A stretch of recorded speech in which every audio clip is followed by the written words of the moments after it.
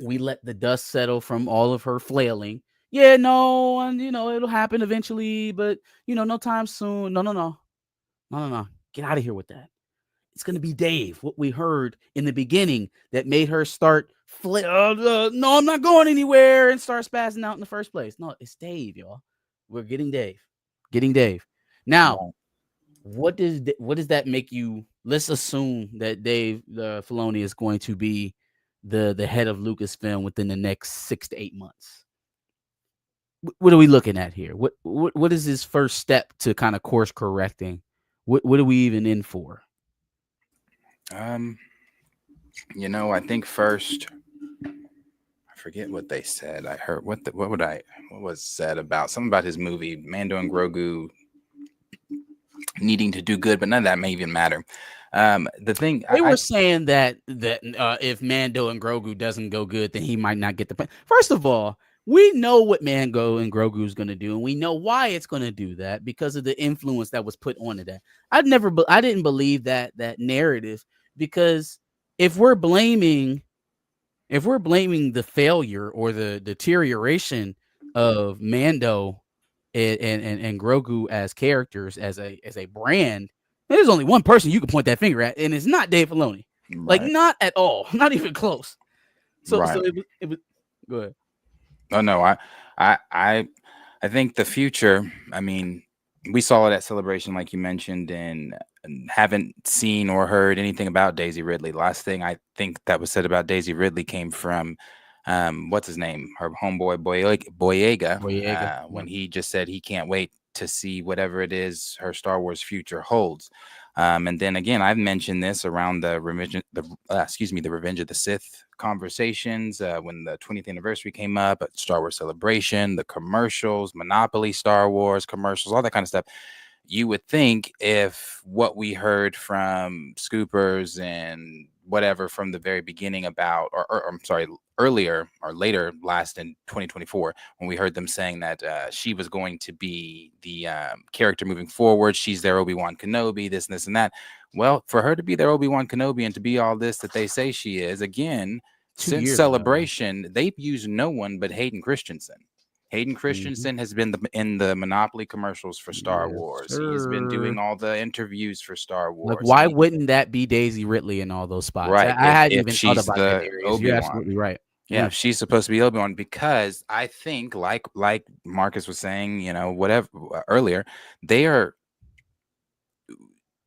they check the tone, and the tone is we want Hayden. I mean, if anything, Revenge of the Sith speaks for itself. It made more money than anything that they've done. Uh in its theatrical re-release of after 20 years. So and you're using Hayden Christensen to promote all this and to do all that, blah blah blah, and you're not using Daisy. So I don't know that Daisy has a future at Lucasfilm. Maybe in some capacity, she might show up in something, but I don't think it's going to be in the way of she's starting a whole new. If they even do anything past nine, if they even do anything past nine, I think the first thing he has to do is set a new course forward. Like there's too much indecisiveness on where the narrative is taking us. Are we going behind Daisy Ridley and like you said, episode 9? Are we going to, let the Filoni verse lead with Ahsoka and Mando and all of them? I think he needs to pick a person and let them guide it wherever he's trying to go narratively, right? Like they weren't wrong on how to do it, being that of Kathleen Kennedy and her cohort with the whole, Ray rebrand, but they just picked the wrong person. Like idea, great. Yes, let's have a whole nother trilogy with another, loved Jedi, and let's just kind of get that energy back going, that Luke energy. Only problem is you didn't pick Luke and you didn't pick anybody else that anybody wanted to see. You tried to force Daisy, which is it's not attractive to even I don't even think to the normie base. I think if it was, it would have generated more buzz and it would have been easier to sell to Iger and the money people there at Disney. It doesn't seem like her way, her feel is being translated over there anymore. It doesn't really feel like her influence is kind of looming over Lucasfilm the way that it used to. You know what I'm saying? Like this kind of stuff didn't used to come out, not from the Hollywood Reporter. Yeah, you'll get some scoops on it. You'll get some people talking behind the scenes, but the Hollywood Reporter is not saying, yeah, Dave Filoni is likely going to be Kathleen Kennedy's replacement. A few months after she said, "I'm not leaving, I'm Right. not going anywhere," Yep. so something's Yep. changing at Lucasfilm. And I think as far as like where he takes all of this, again, assuming we don't do anything after 9, I think he maybe does what he's trying to do with the whole um, bringing all of them in. With the Mando, or I'm sorry, culminating in the Heir to the Empire story that he's Yeah, yeah. trying to adapt there. So if that is something that they do, that'd be great too. But I also think the future with him would be more animation stuff. I think Dave thrives, I believe, in the animation with Star Wars. So I think we'd probably see some more of that. But I think we just see a right track for Star Wars. Under Dave, I trust. Now the only problem is Carrie Beck is still there. And she is still going to be beside him as a co-head. Um, See, if we can just push Carrie Beck into more of a Peter Safran role, or even you may not even have to, you may not even have to push her there. That may be something that she's more suited for. What is Carrie Beck credited for creatively? What are we longing for in Carrie Beck as a creator at Lucasfilm? That's obviously where Dave is going to lead. So I'm not so concerned about one of Kathleen's holdovers having some sort of title at Lucasfilm. That doesn't that was probably going to happen in some capacity because you can't root out every single person that supports Kathleen Kennedy within Disney. I think you would have started doing that a long time ago. But to say that Dave is going to be in the position to try to drive the creative narrative, I think is a huge improvement, a seismic improvement from what we've been getting, where he's kind of in the Beck space, where he's in the background, but they'll let him play with his toys and his right. lore stuff over there. But when it comes to the larger scope theatrical stuff, yeah, no, we're gonna handle that. That is swapped. That is absolutely swapped because who's ousting Kathleen Kennedy just to hand the keys over to Carrie Beck and only Carrie Beck? The reason why they're leading with Filoni is to give confidence to investors, to give confidence to the core fandom that a Star Wars person is running Star Wars. And that is more than we can say about their messaging in the last I don't know how long. Yeah, no, I completely agree. Completely agree. This is what fans have been wanting anyway. For Dave, I mean, the dream would have been Dave and John, but I'll take Dave and let him cook. Let him. He knows what he's doing. He knows these stories. He knows these characters. Um, I'm very eager to see what is going to be done with Ahsoka season 2, but more so, the thing I'm most interested in that they've got coming up is the Maul series. Just listening, Sam Witwer was just on a podcast that who's Bo-Katan? Why am I blanking on the actress's name? Saxoff, Katie Saxoff. He was just on a podcast with her, and they were Yeah, yeah, talking yeah, yeah, yeah, about yeah. yeah, So that was so. Yeah, I remember. Go ahead. You set it up, but I know the interview you're talking about. yeah, they were just talking about where Maul he got. I don't know what the overall conversation was, but I know one of the clipped things that went around was his conversation, what he was saying about Maul, um, just the future that they have for Maul, and how he had said that Maul's didn't fully know what Palpatine had in store for Order 66. And then, after seeing the Empire, this is not what he thought, blah, blah, blah, all this kind of stuff. It was just a very good interview. And I think that Yeah, yeah, yeah, yeah, that yeah. show's going to be great. It was about how Maul he's not a good guy, but he's not as bad as Sidious, Right. and so he starts questioning stuff. Yeah, yeah, very good Right. interview. And I see. Go no, go ahead. well, Go ahead. somebody commented on that and on Twitter and was like saying, "Well, they do this all the time. Typical good guy. Typical, they'll take the bad guy and never keep him bad. Let him just be bad." Understand this: Maul is still very much Maul. This is where we're picking up with Maul is after season 7 of the Clone Wars, where he, jetted off after Ahsoka freed him. We don't pick back up, but we don't see Maul again timeline wise until Rebels, and he's already had this entire adventure that we're about to go on with him. So when we pick back up with him in Rebels, he is still very much Maul. He is still very much evil. He still very much has his own agenda. It is just not the agenda of the Empire. I wanted to address some of the Filoni pushback in here. Filoni isn't great at writing live action, and he doesn't have a lot of film experience. Let me tell you guys something. First of all, maybe the Kathleen Kennedys and the James Gunns of the world have gotten everyone confused on what this role is supposed to be, like what it's supposed to look like. He's not supposed to be out writing everything. He's not supposed to be pinning every project or trying to overextend himself creatively to every single project. He is there to guide the creative narrative. He is there to oversee where they're going, right? So unlike some, hovering parents like that of Kathleen Kennedy, I don't expect him to be overbearing in that way. Now, absolutely, John Favreau would be a better option to me. That doesn't seem to be an option. He doesn't seem to want to do it. Right? Doesn't seem to want to do it. John definitely does not want to. At least that's everything that's been reported. It doesn't seem like he's up for the task. Yeah. Appreciate you, Rundown Productions. Appreciate that. I think we got a super. You want to cue something up, Darius? We do have a super.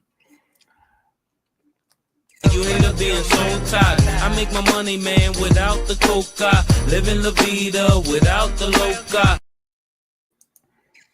And that came from I Am Flycan that says, as a Star Wars nerd, I don't like Filoni having so much influence. He's far too reliant on nostalgia and member berries. Ahsoka was painfully bad at times. I disagree. I actually liked Ahsoka. But see, here's part of the issue as well. The fan base taste wise. Did you see Chill's comment in the chat? The what's it call it? What up? Doing good. Where was I at? Oh, the fan base is very divided, right? Like people's tastes are kind of all over the place. Some people liked some parts of the last season of Mando. I think most people hated it. But then Andor is going crazy. It's going crazy to the Andor fans. I myself can't stand that show is still going on. I don't even understand. We watched them die already. How much story could we tell in between her getting pregnant and them dying? But anywho, that's kind of where we're at, right? Like the tastes are all over the place. I think if you pick a person who at least has that tie to the nostalgia, like you were saying, like he's very tied to the lore and preserving it. Maybe if he takes his hands off the projects creatively on an individual basis and just gets back to guiding people where we need to be and letting the Bryce Dallas Howards, the other writers there to kind of do their thing, maybe that's a better position for him. We know who can't do that. We know who can't do that right now. Yeah. So that's where I'm at with it. I don't think he would be a James Gunn type, is what I'm trying to say. I don't think he would be so influenced or so heavy into the actual writing or the production. I would hope not. If I could give my take on it, I'd say this is testing the waters. Hollywood Reporter is going to report on it. Let's see what people react the way. Like, what is the feedback? Because if they go, well, Dave Filoni did something in 2008, and for that reason, are there any scandals? Or let's test the waters.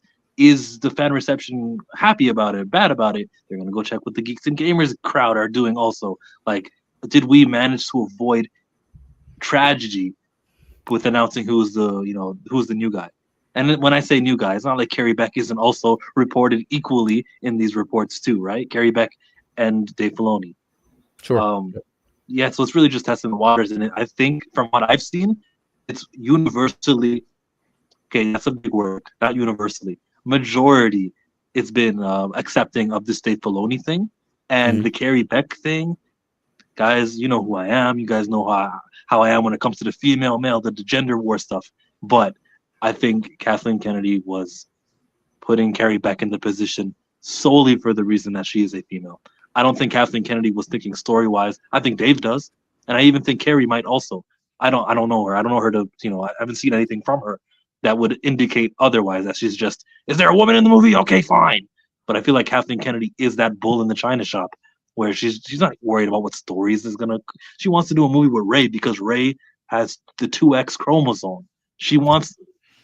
That's what I think of Kathleen Kennedy, and rightfully so. I didn't get here overnight.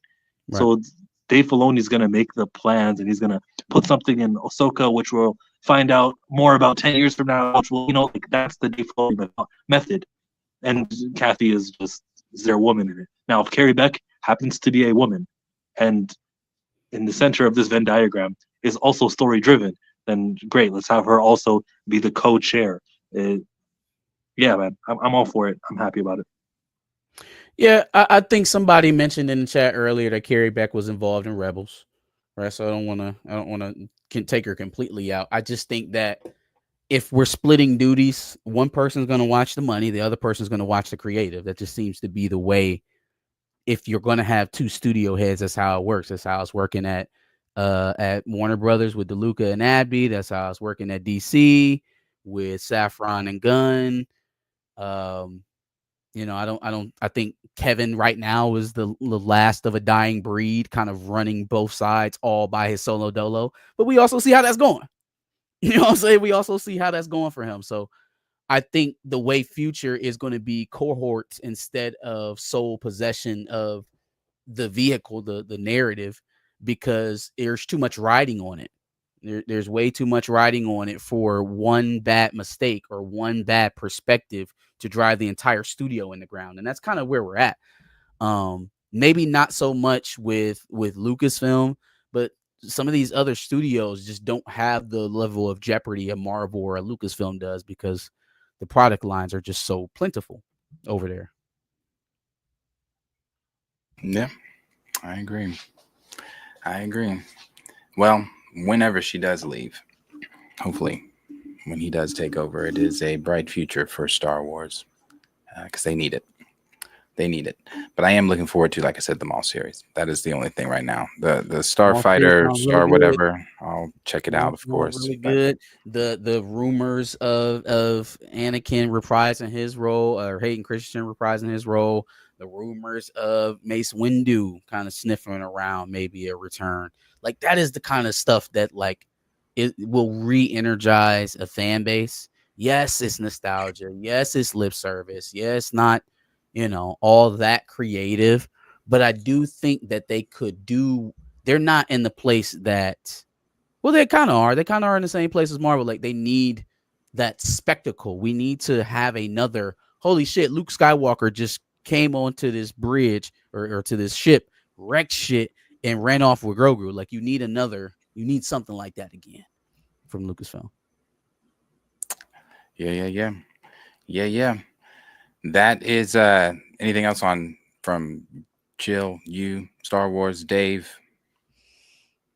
Good on Dave. We got to get to the White Panther. We got to do it to Chester. Why?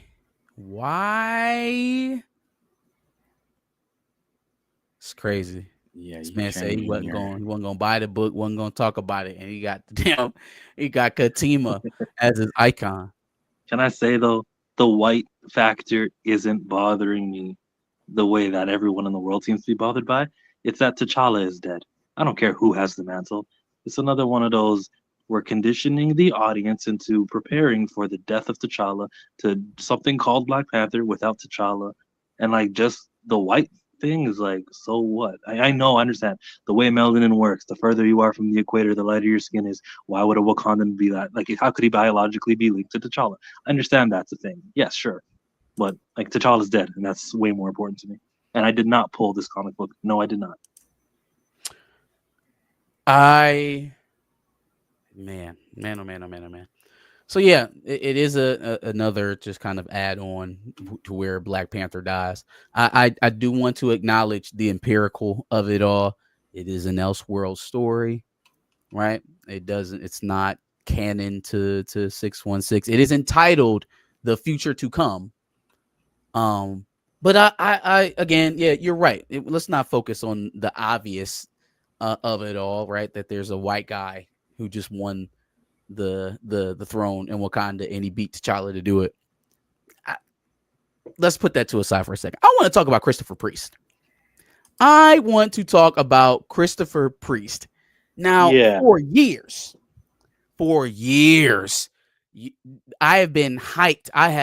I have studied at the altar of Priest, right? When I got into my dog, right? When I got into my dog, the consensus around who to study, who to read first, whose stories you should look at for a true Black Panther story, I got consistently Christopher Priest, Christopher Priest, Christopher Priest.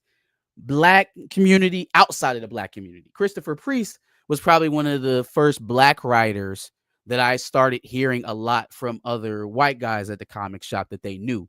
You know, they're not super plugged in. They knew Ta-Nehisi Coates wrote Black Panther a couple times, but they're not on the Eve Hewans, the Brian Edward Hills, like they're not that deep, right? So when I'm hearing them big up Christopher Priest, I'm like, okay, so this is worth it. Like this is definitely warranted. And so I am guilty myself of never really viewing this man's work in the proper context. I've never viewed his work in the proper context, and it took this offshoot, right? This standalone comment or this standalone run yeah. for What do me you to mean we for me gotta to see it. experience it through Everett Ross from the white point of view, Christopher?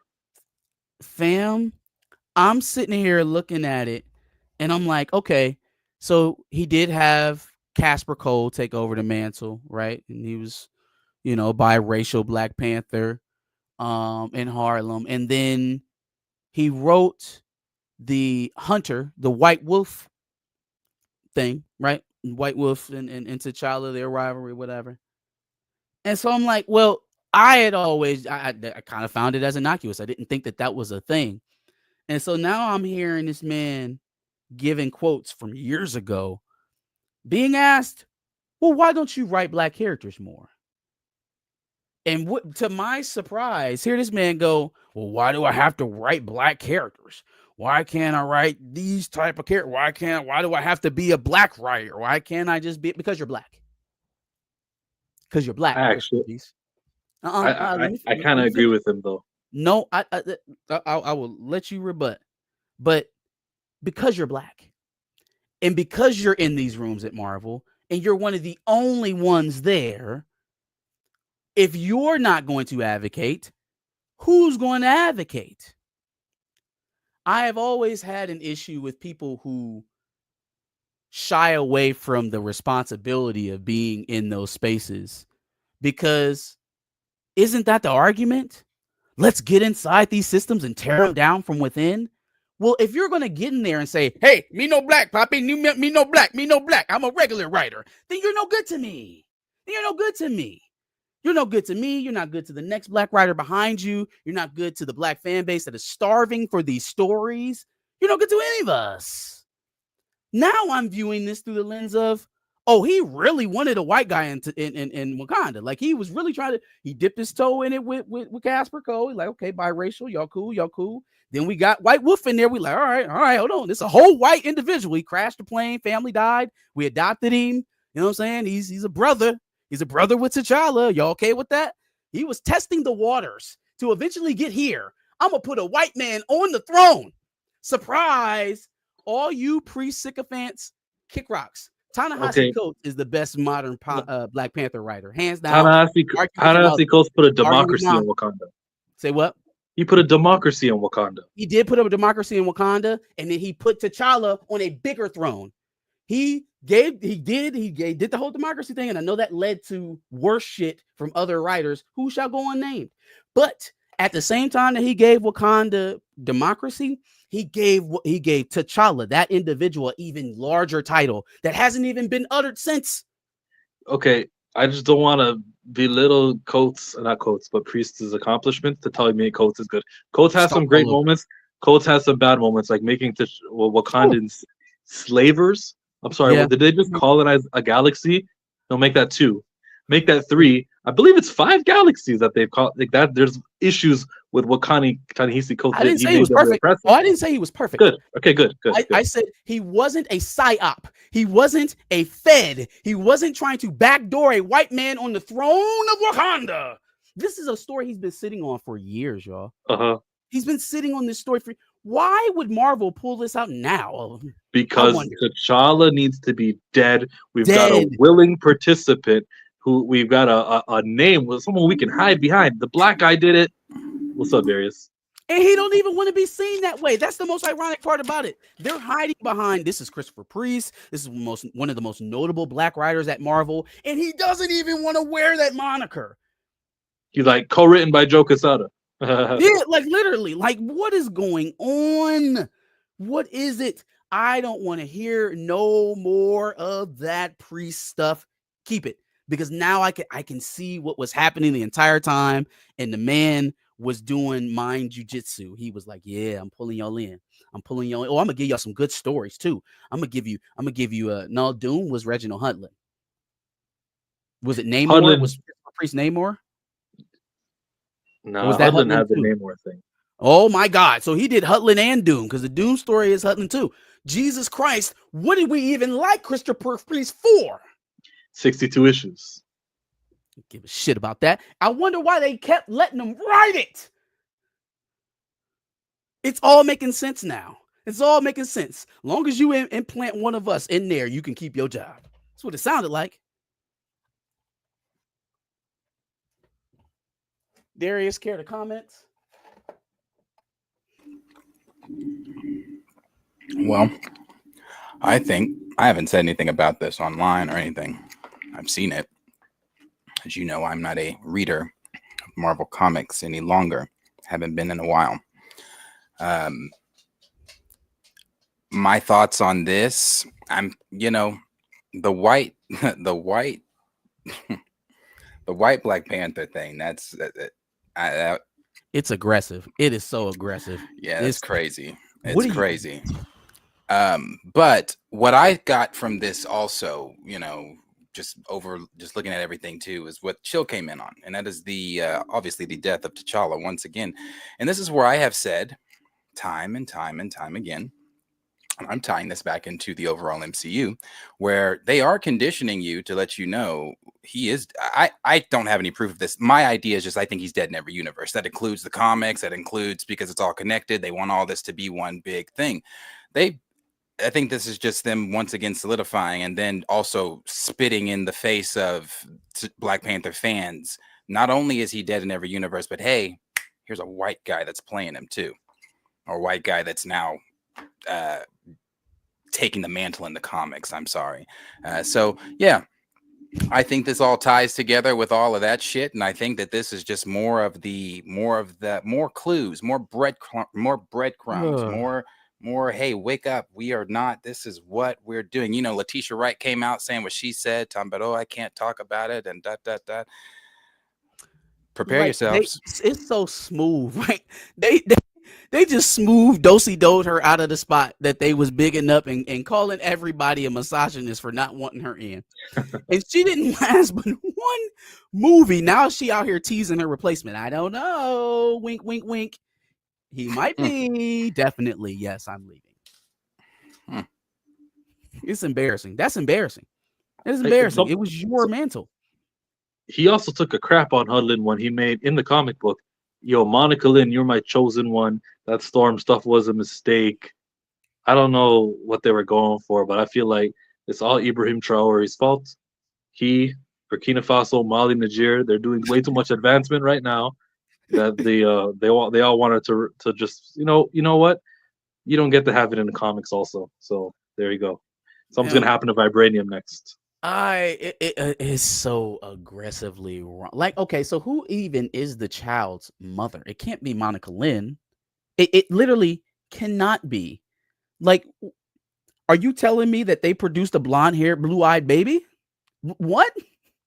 Well, there was just one image of him with his face, like it was this one right here, right? So Sure. I don't know. It could be the lighting. It could be something that he's not actually It's Caucasian. aggressively pale, and the blonde hair is really signifying that he's an Anglo, that he's an Aryan. You know, Okay, it's I thought there heavy was on a the white Viking. woman that was pregnant. What was I reading earlier on this? It said There something was like, some white woman he was Nikki or something like that. I think he was with. so the child may not even biologically be T'Challa's from what they're saying. It Probably. And could he's be on the throne, a and he kid was that he on the. just They hit him raised. with the lip. No lip. No lip. But then they said that he raised him in private because it wouldn't look good. Because he was because an African king raising a Caucasian child in Wakanda would be disgraceful. You're damn right. You're damn right. So why are we writing it? Because Toussaint is being raised privately in Haiti. That's why. All So of this is they had to massaging drop the the bottom ideas. out.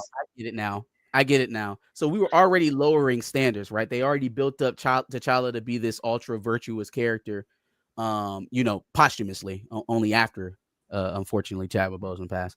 But they built him up. But then there's a very obvious conflict of abandonment and deadbeatness of him sending his child to be raised without him in a whole nother country when he's part of the most powerful country in the world. So we're just going to cut that bottom out and send the floor down to hell and say, no, he was messing around and had a white baby. And now that white baby is on the throne. Yeah, the white baby isn't the threatening part to me. The removal of T'Challa is the groundwork and blueprint for a Nate Moore interview where he's going to say, well, it happened in publishing. Because that's what he uses the word publishing. He never talks about 616 canon, whether it happened in publishing or not.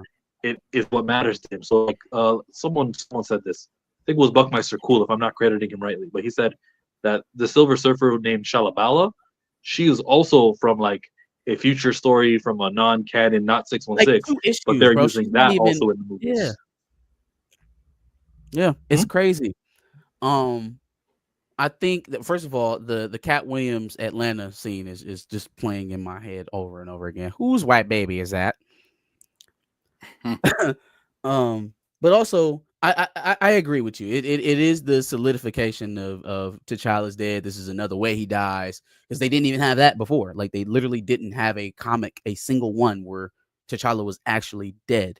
So now they do have some. And you notice that was the argument like back in the day. Like I'm talking like when some of us, I think we've all three calmed down on how we used to kind of, and maybe Marcus, I don't know how you used to, but how we used to kind of go at some of the anti-recasters on Twitter. I don't talk to bots. I don't arguing with bots on fake apps. I don't argue with them anymore either. But in those early days, makes a lot of sense these days. No, hell to the no. Fuck that coon. But back in those early days, that was the argument. Well, he's never died, and show me a comic where where T'Challa has died. And that's where the argument would stop. That's where you would get blocked. That's when they block you. Yep. But see now, as a casual, because most of them would go and try to Google stuff anywhere or use their limited MCU knowledge, they have that to pull. Well, he died here. He died here in the comics and things like that. Blah, blah, blah. So yeah, it's all the, like Chill came in and said, it's the conditioning and the massaging of, hey, prepare yourselves. I get why the white thing is secondary, right? To actually killing T'Challa. For me, that part is the affront to us personally. Like the killing of T'Challa is kind of a middle finger to the fan base, right? Like nobody, we keep telling you we don't want this, and you keep serving it up anyways. But the specific nature and the way that they replaced him is flagrant.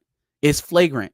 So you told him no when he wrote this shit back in 07, 08, whenever he pitched this to you, and you brought it out now in 2025. You thought it would be a better time now to have a white Black Panther in 2025, as opposed to when Black Panther was actually respected in publication, when we were coming off, like y'all said, a 62 issue run from Christopher Priest. You don't think that would have been a better time to try to slide this shit on in? He was already psyoping white characters into the Black Panther narrative anyways, because I don't want to be a black writer, apparently. Um, I don't know, man. It's kind of two separate things. On one side, you do got the kind of lockstep in the narrative on T'Challa at Marvel right now, and then there is, if I were to, let me say something controversial. Where can I implant my black self where I don't belong? What if we had what if we had a comic where we made Kitty Pryde black? What if we did that? What if we, matter of fact, we got the Black X-Men from when they were still doing the Krakoa stuff. Yeah. Bishop and what's his name? They went time traveling Tempo, and they found some Black X-Men. I'm sure it was a Black Kitty Pryde up in there, and she's still Jewish. We good with that? Everybody cool? Or are we going back to, this is woke? This is woke. This is woke. Where are the woke? Where the woke bandits at? Where the woke warriors? Where's Nerd Roddick? Where is the critical drinker? I don't know if he does comics. But where's my wokey wokes? Where y'all at? Y'all should be all over this. A White Panther? That's the ultimate race swap. There is no more definitive race swap than putting a white man on the throne of Wakanda. Yeah, when I saw the headline, I was driving. I was like, I laughed, honestly. I mean, I don't know.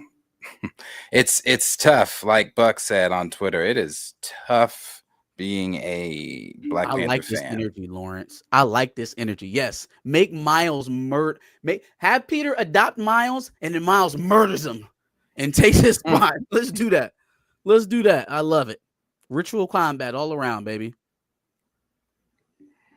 Blue, what you telling me right now? You telling me Kitty Pryde was out here slinging in bombs in canon?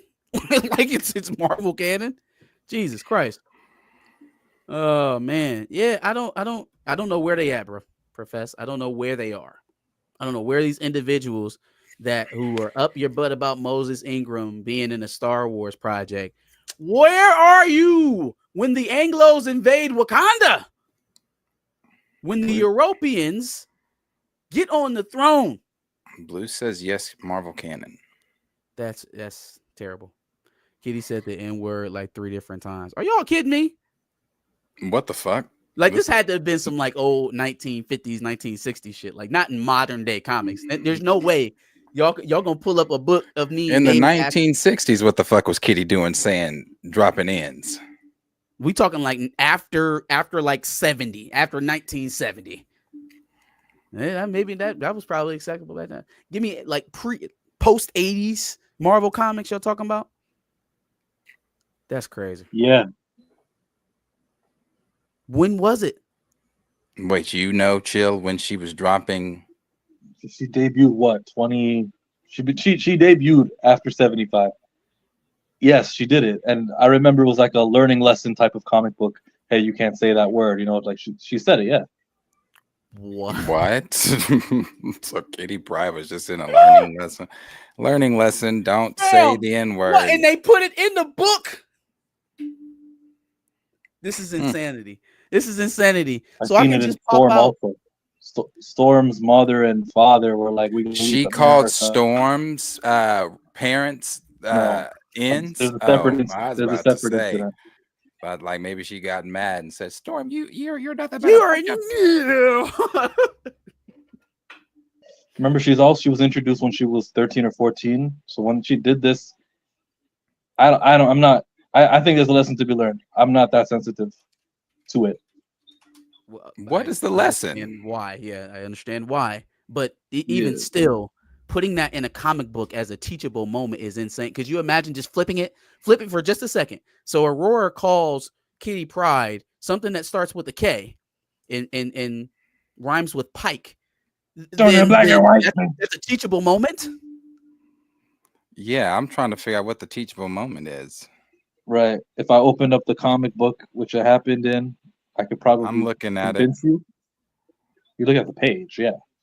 No, I'm looking at an article of it with several panels. This is insane. RUAN with the hard ER. You're Wait, breaking my heart. wait, You're Would you breaking my say she heart. was being ignorant?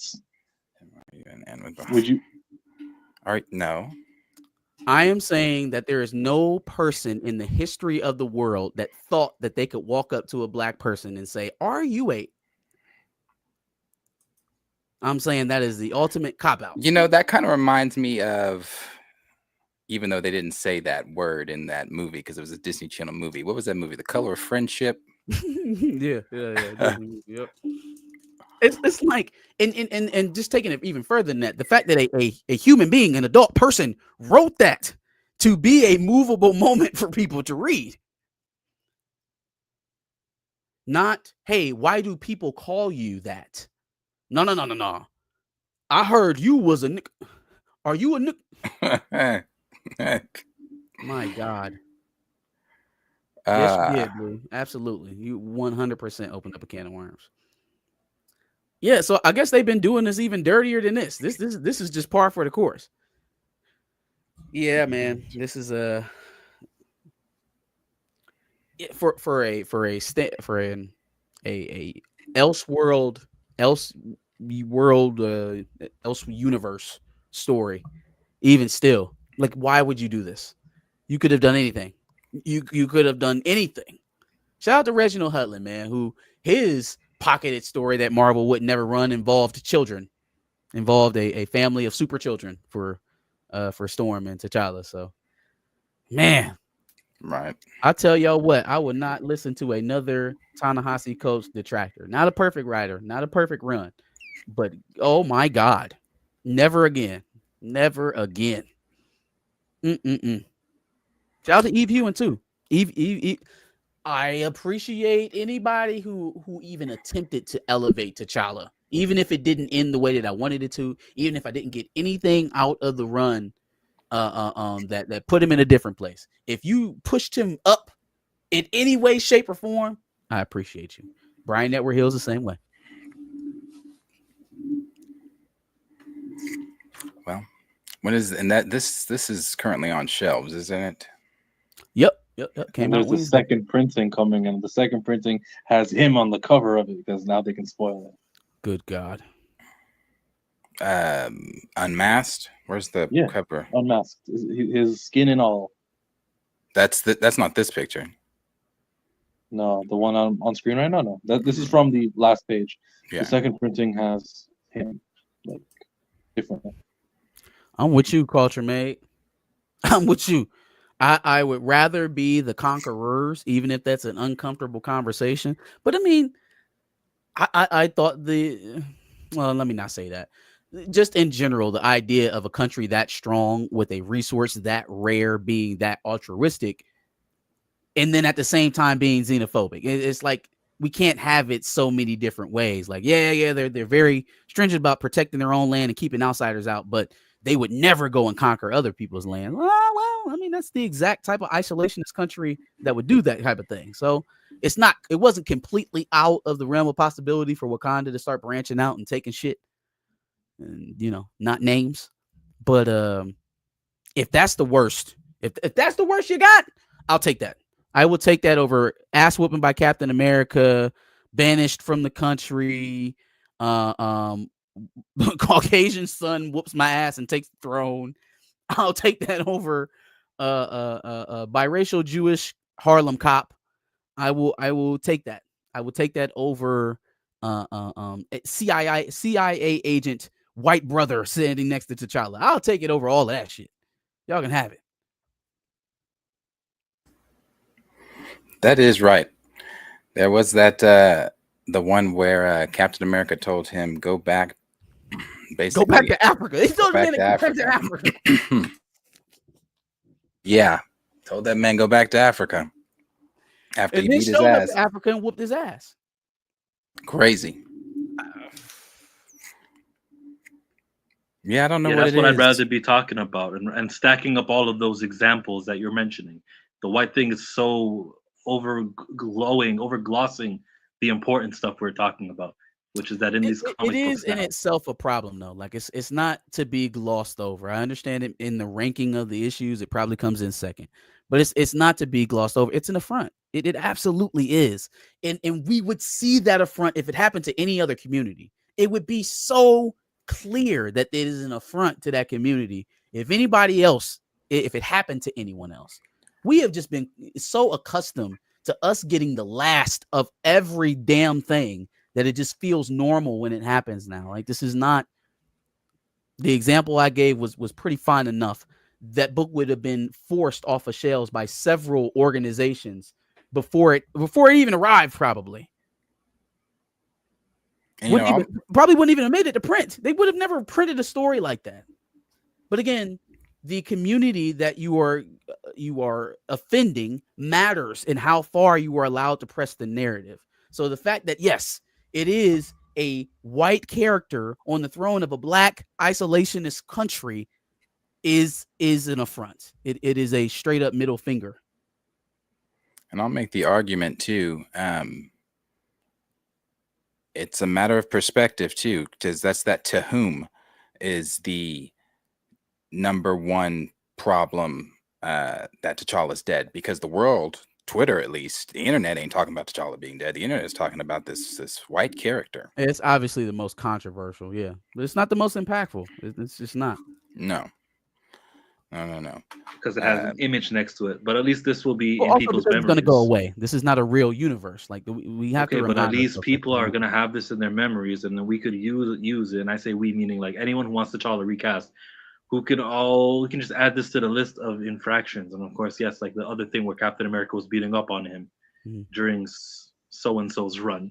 We have so many examples now of the way that the character's been treated like garbage, and it's like, yeah, keep going, guys, keep on going, because the more time passes, and the more infractions that there are, just the worse you're gonna look, and the more a recast of T'Challa is becoming more and more popular with each and every day and every year, bro. What are they gonna do next year? Hey, wait for Eyes of Wakanda. I'm sure something stupid's gonna happen in that comic, in that TV show. They might have to age up to child.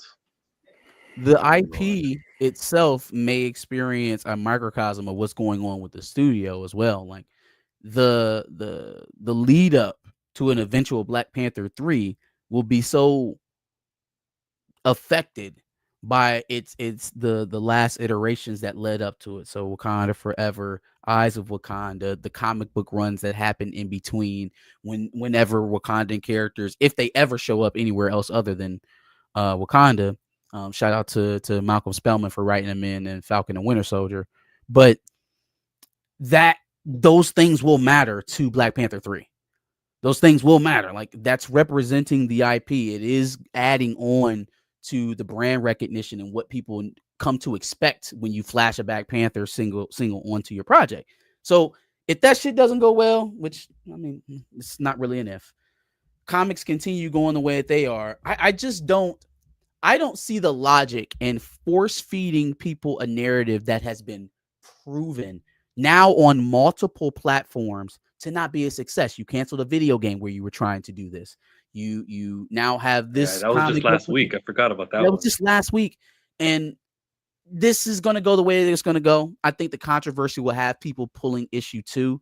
I think it'll fall off the. Unfortunately, it's going to fall off the face of the earth after that. I think the FOC for issue 2 is already completed, so I'm not worried about sales increasing with that.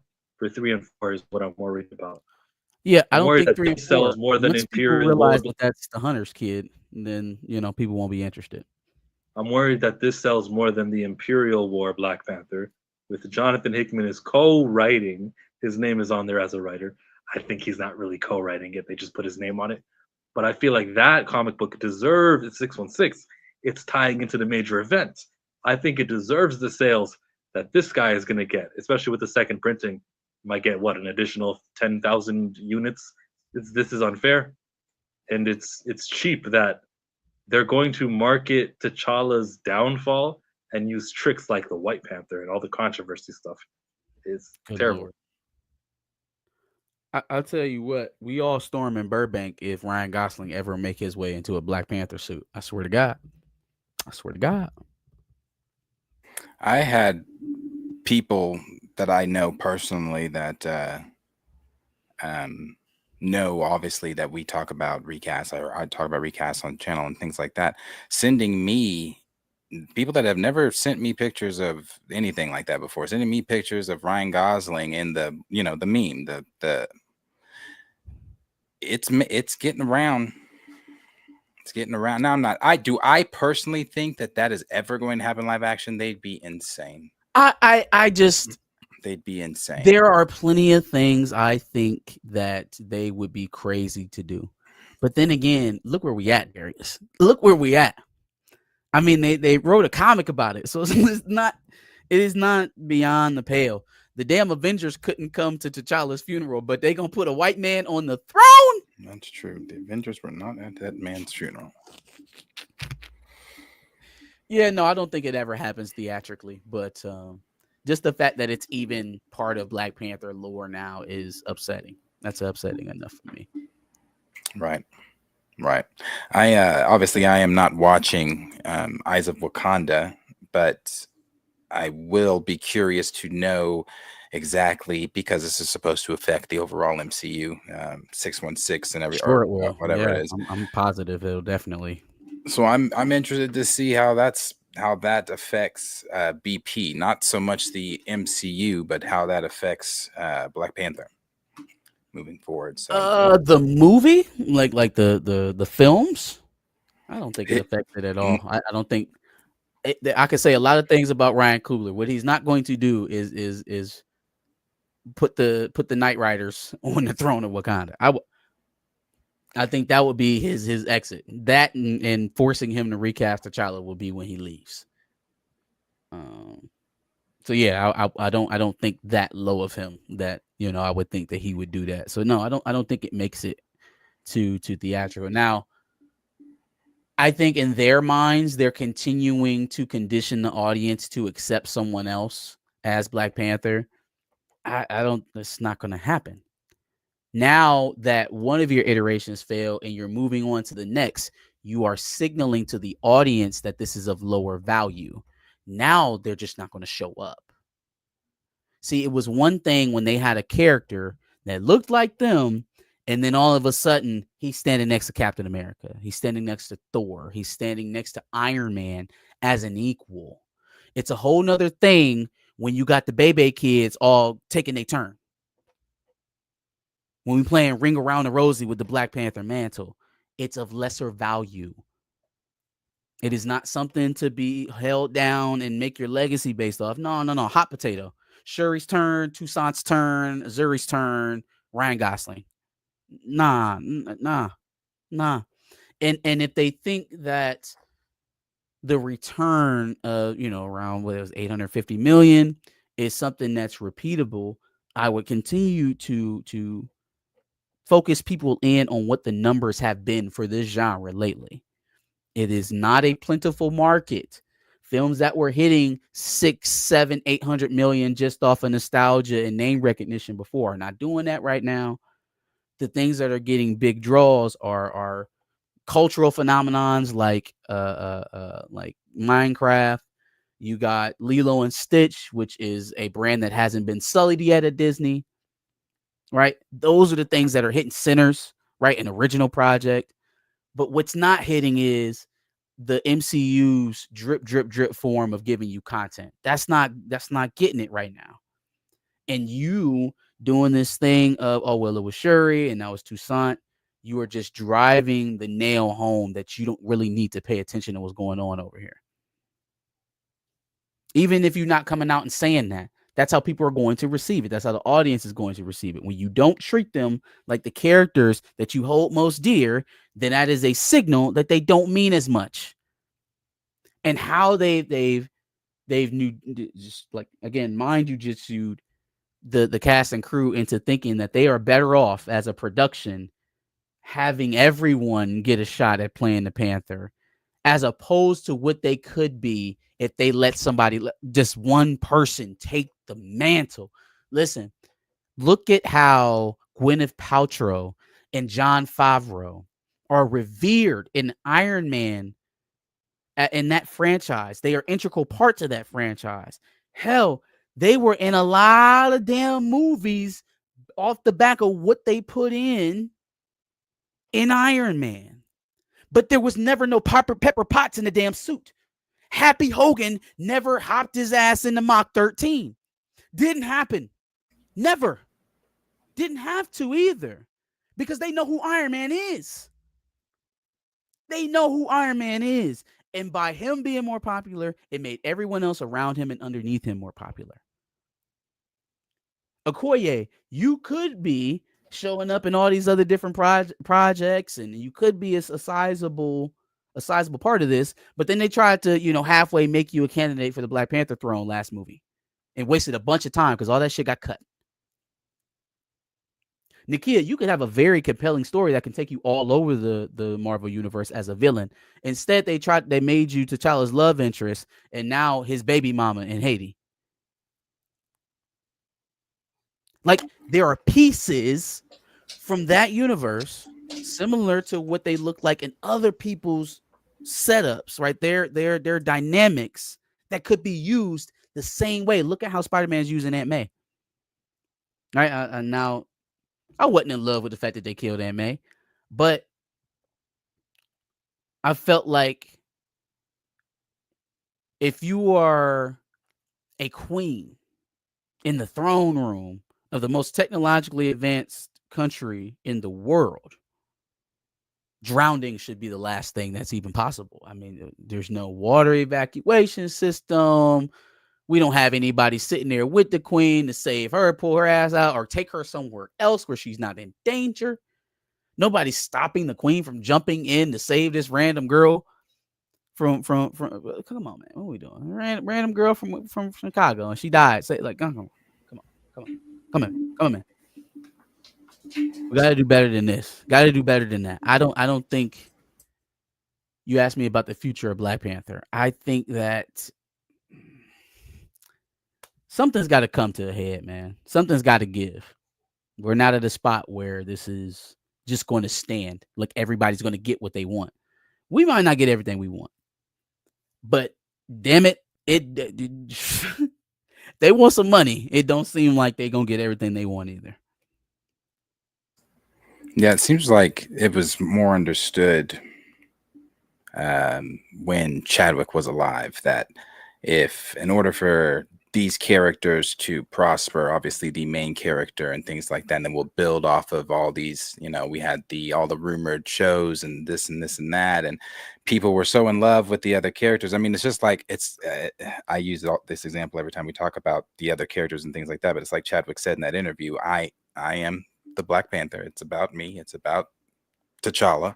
But it felt like that was more understood during that time. There was a tweet I retweeted today that said Chadwick's death is easily the worst thing to happen to Black Panther.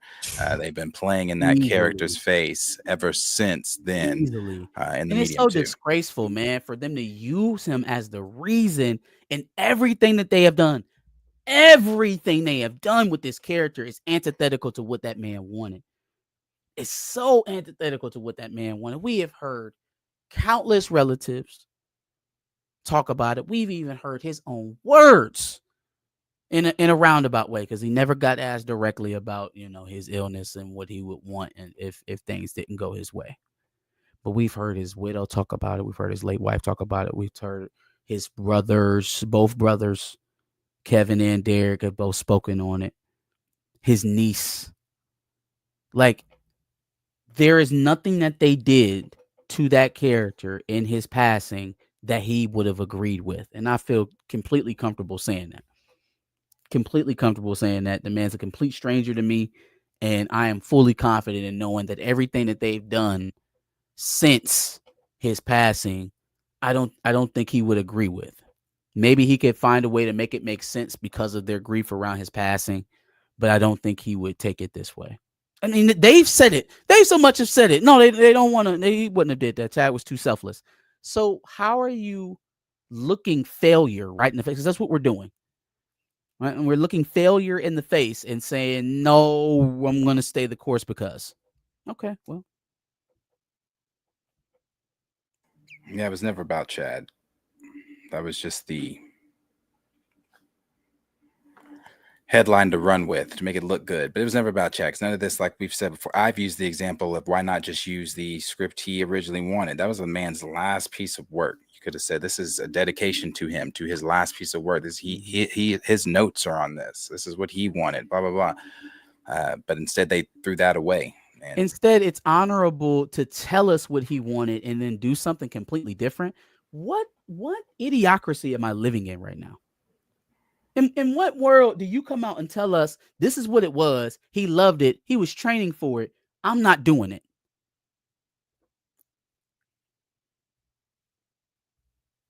Like yeah, that's brownie points for you. That's brownie points for you, man. Chad, we really like this, summer with the dad or whatever the pilot summer was. vacation. Summer vacation. Really love this idea. Him coming back from the blip and spending time with his son and going on a ritual, and then such and such. This happens and that.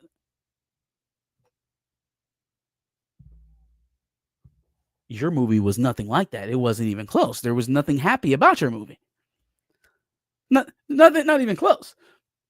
So I'm trying to figure out how we ended up in Depressionville from where you started and what you told me he wanted. Is it not necessary to honor the man's words, to honor the person he was publicly, the things that he went out of his way to tell us as a viewing audience? Is it not necessary to honor him in that way? Or the wishes of his family, or excuse me, not the wishes, but the opinions of his family, should they not have any weight? Should the opinions of his wife not matter to the people at oh no, we just lie about it. We just lie about it. We'd be like, oh yeah, we asked her, we ran her through it, and we got her blessing. No, you didn't. No, you didn't. She said she was thankful that she didn't have to make that decision, which means she didn't talk to you about shit.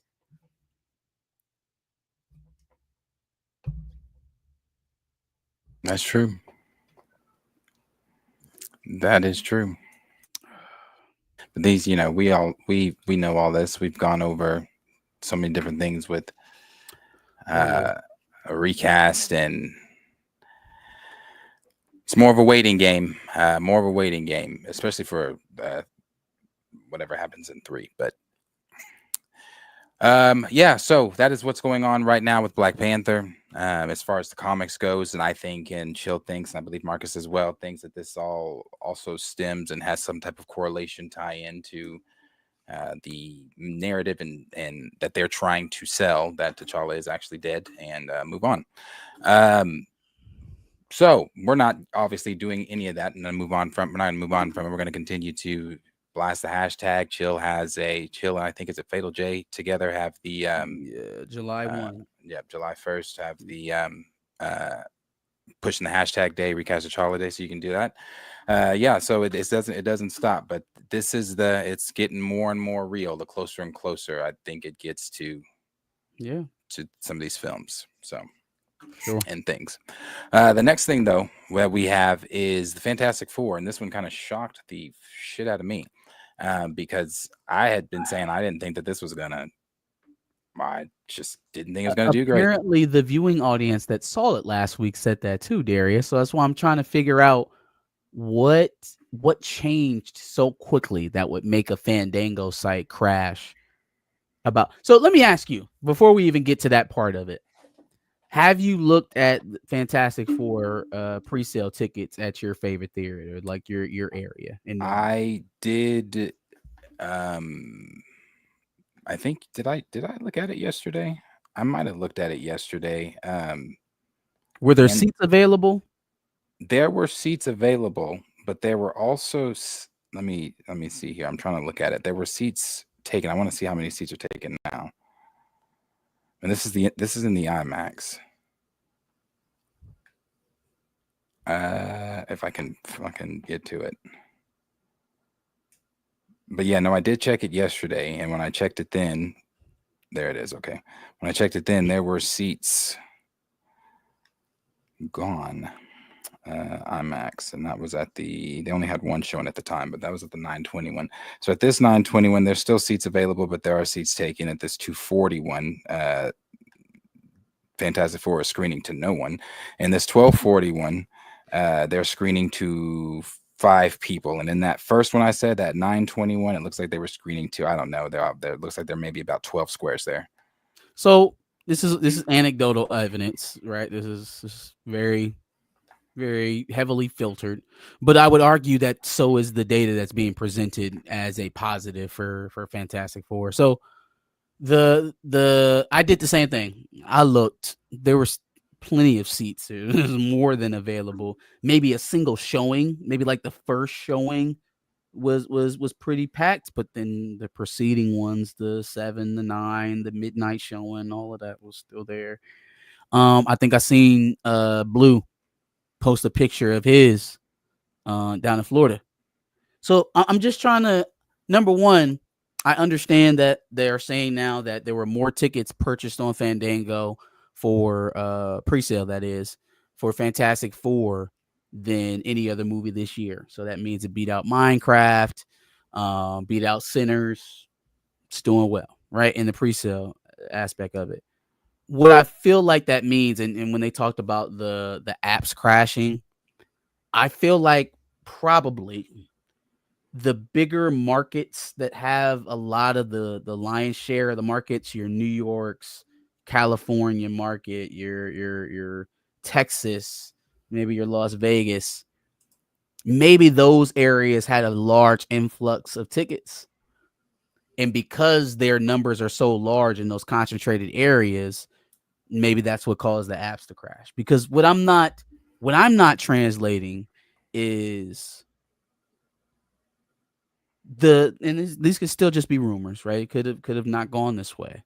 But yelling out mid at a screener, and then that being what leaks from the screener, and then people immediately go rush to buy tickets, that there's something ain't like, that's not how I add. You know what I'm saying? That don't sound like good math to me. So I'm thinking that, because there was also a point in here where they were saying that it made around the same amount of pre-sales that Thor: Love and Thunder did. And so maybe that's kind of the poison pill in all of this. We look good in the pre-sales. So historically, that should tell us that we should hit at this mark, which is for Thor: Love and Thunder was around 700 million.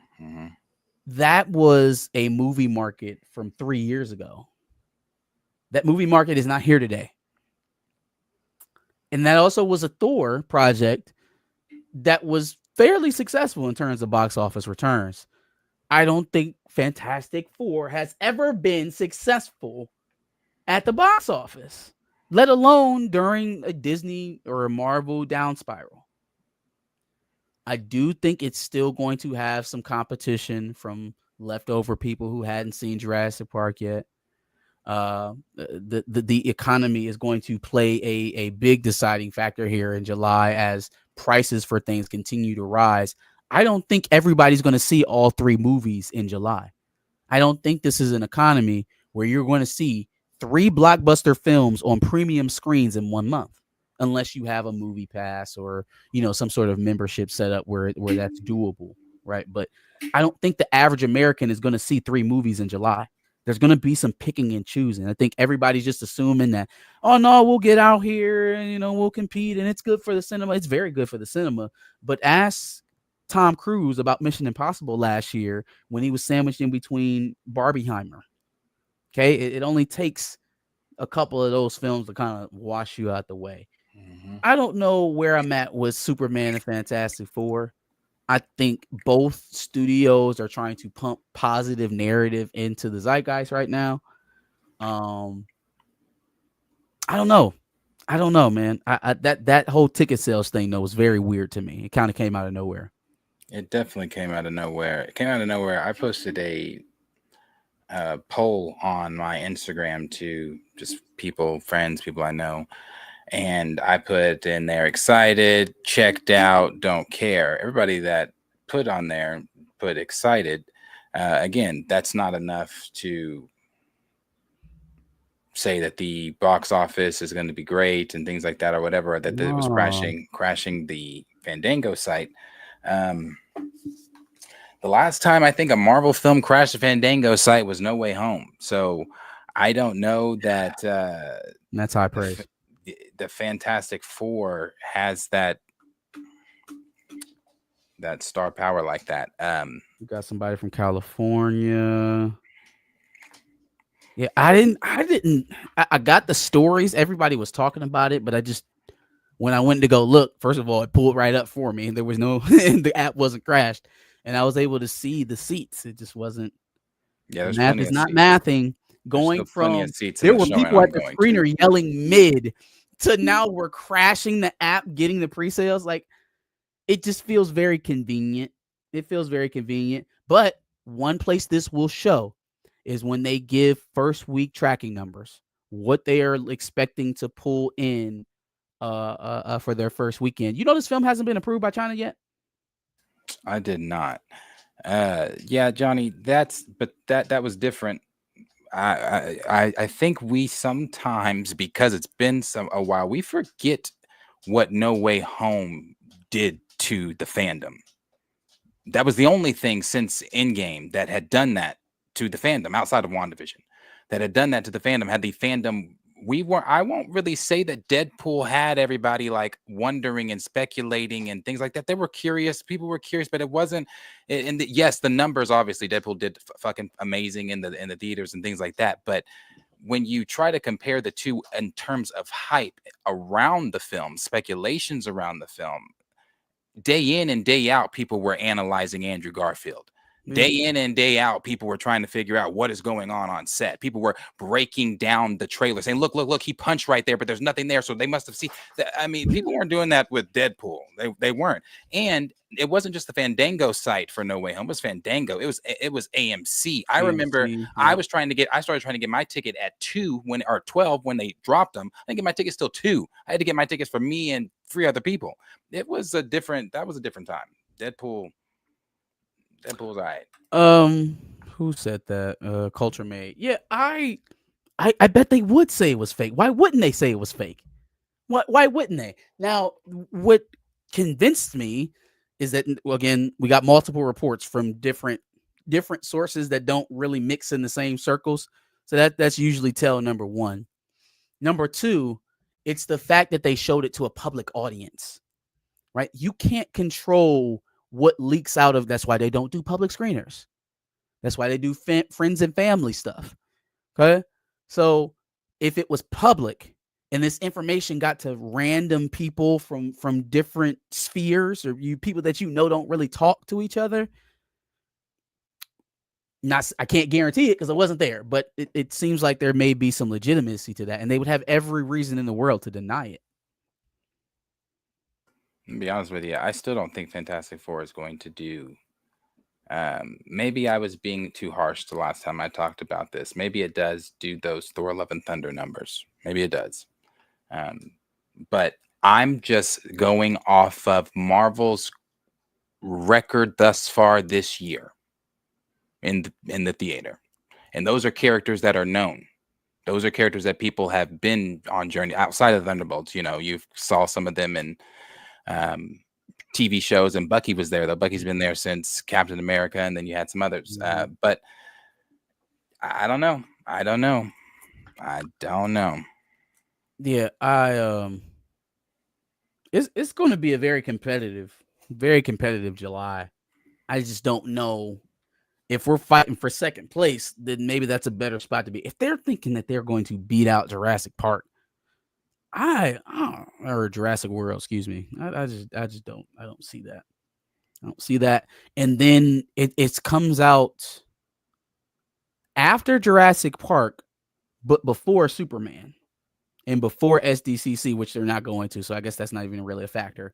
But it's sandwiched in between two other event films. So it's going to be very shaky. Like, you would almost have to already be beating Jurassic Park by the time Superman comes out for your legs to continue. You know what I'm saying? If we're in week 3 of Fantastic Four and we have a brand new Superman film, and again, please put the economy into the equation here. The prices are going up. Everybody's not going to be able to go to the theater 1, 2, 3, 4 times in a month. So if we have to choose, we just went to go see Jurassic World when that came out the first week of July. What are we going to see next? We're going to go see Fantastic Four, or we're going to wait a week to go see Superman, or wait a week Superman. or two to go see Superman. Superman comes out first. I thought Fantastic Four comes out before Superman, so it comes out after both of those films. Yeah. Superman comes out. What is it? The 11th. Oh, okay. And I think the 4 is was the later than that. 20. Fantastic Four is the 25th. I had those mixed up. I thought Superman was on the 25th. Yes. Oh, okay. So now let's just flip everything I just said about Fantastic Four. Flip it. It's Superman's problem. They would have to be already beating Jurassic World to think that they're going to leg out past Fantastic Four in that instance. You're already going to be dealing with the competition in your strongest weeks of week 1 and 2 because people will still be going to see Jurassic World. It doesn't bode well for you to be behind in that race and then, okay, here's a brand new Superman or a brand new superhero movie for people to go watch too. So that does put them in slightly better position coming out last. I'll be honest. That puts them in a much better position being last. Because it allows them to soak up the residuals, especially if you haven't seen either one of those two blockbusters in the beginning of the month, and you're like, shit, I'm missing all the movies. What can I see now? I got paid again. What can I see? Here goes Fantastic Four at the end of the month. So it's a very good spot for them to be in this whole trio. The thing is, it's still gonna have to leg out. And now it won't have as much competition as Jurassic World and Superman did, obviously, with them butting up against each other. But it still has to leg out, which means whatever people see in week 1 or week 2 of this movie has to be impressive and has to be enough of a spectacle for them to go out and be like, hey, y'all need to go see that movie. Y'all need to go see that movie. Because I keep hearing that Thunderbolts was a great movie. It was a very good movie. And nobody came. Nobody came. Pause. That's why I keep saying I'm like, the track record here is just not it doesn't bode well. I know I saw some people getting excited, that are, and I'm rooting for the Fantastic Four too, because I'm still excited I'm still going to go see it. But I know that, there are people saying like, this is great, great news seeing Fandango, the site crisis means this is good for, okay, we'll see how this goes for the Fantastic Four. We'll see. I still don't even see the conversation around it like that. I guess that's just where I am. I'm always looking for the conversation. I'm looking for the hype, the theories. There's not even theories. The only theory people have is not even a theory. People are just saying, is he or is Doom Doom or is he not in it? Is he or is he not in the post credits? I thought he said that he wasn't. He can. Said he wasn't. Yeah, it still may happen. We talking about which movie? Buck's thoughts. Which movie you think is going to hit 5 to 6? He's talking about Fantastic Four. I can see Fantastic Four maybe hitting 500 or 600 million, but again, that's a success. Is that what we're going to sit up here and run it and say it's a success? 150 million more than Thunderbolts, and we're in there? No. And now it probably will be the most profitable Fantastic Four movie overall. Oh yeah, as it is. It's just not a very high claim. It's not a high bar. I know. How to Train Your Dragon. We'll see what DreamWorks does. I'd be surprised if they were competing with Superman and Fantastic Four, but we'll see. Yeah, that's next week. I'm thinking that's going to be pretty good. Family movies usually leg out pretty well. Yeah, I'm thinking that one's going to be pretty good. But that's Fantastic Four. And those numbers, by the way, before you forget, those numbers would be right now without China. So 500-600 million domestically for Fantastic Four would be pretty impressive, and it still wouldn't be what they were expecting to get from it. I'll give them a 5, maybe. That's more generous than what I gave them last time, but we'll see. This you can choose to believe the Fandango is crashing, or is this something that they're just trying to drum up the hype to get people, talking about it? And then even then, I just wonder who is this reaching? On outside of us and people that really care about this stuff like that, like who is it reaching? Like, are people like that, are casual Marvel fan? I'm about to close this. Are casual Marvel fans, that just go to see a Marvel movie here and there, or have paid attention to the series is on and off? Are they at their offices, going into work the next morning? Did you see what happened on Fandango with the Fantastic? Like, is that or is that, like, who is this reaching? Like that's what I'm saying. Like, just crazy. Like, yeah, we're talking about it, but we It always talk about this reminds shit. me of everything they were doing in the lead up to Thunderbolts, trying to posture that this was going to be a big event film, and and like the money, the extra marketing that they put into that film, the asterisks, the new name reveal, it cost for them to go in and have all those theaters change the name from Thunderbolts to New Avengers. Like, that costs money. It's not free. Anything they do to promote this film is not free. And so I think that is kind of part of the calculus. If this isn't, a truly a real thing that happened with the demand of the tickets causing the sites to crash, and it's not just Disney fluff. If that's the case, then it's going to have to prove somewhere else, though. It can't just be these marketing scheme things where out of nowhere somebody's saying something extremely positive about a production that has had nothing but controversy for all these months. And it doesn't even have to be loud controversy. It could just be, delays, reshoots, your typical Marvel stuff. But then to get in that, and then, what we heard from the test screenings, and then immediately pivot to, oh no, this is going extremely well. Well, then why hasn't it been going extremely well before then? Like, if it's perfect now, why all of these weeks leading up to it has it been we're very nervous? Why did you show it to the public? Why didn't you do your standard Marvel friends and family? What, like, why are all of the red flags saying there's something wrong, but your lips are saying everything's great? Yeah. It's on there. You guys can choose to believe it if you'd like. The Fandango site is crashing. Like I said, you can check your local theaters like Marcus and I did and see what those seats are empty or if they're full. The day I'm going, like I said, I'll be seeing it with at the moment 7 other people. So that is Fantastic Four. We'll I'm sure talk about that much more until the leading up into the 25th. Next and last is the Superman. Yeah, you got. I'm sorry, we got the super chat there. Mm-hmm. My fault. Let me get to that. Get money, don't make no money. If I ever go broke, I'ma take your money. I ain't never drop a dime. That's from Mitch Shed, who said, y'all know damn well F4 is gonna flop. Stop playing. That's my thought. I don't think it's gonna. I don't know. I keep going back and forth. I think it's gonna make enough money that they can posture like it was a success. It'll fall in that $4 or $5 million $400 or $500 million range, and that'll be good enough for them to posture to the normies that that's a big number, and we did really, really good.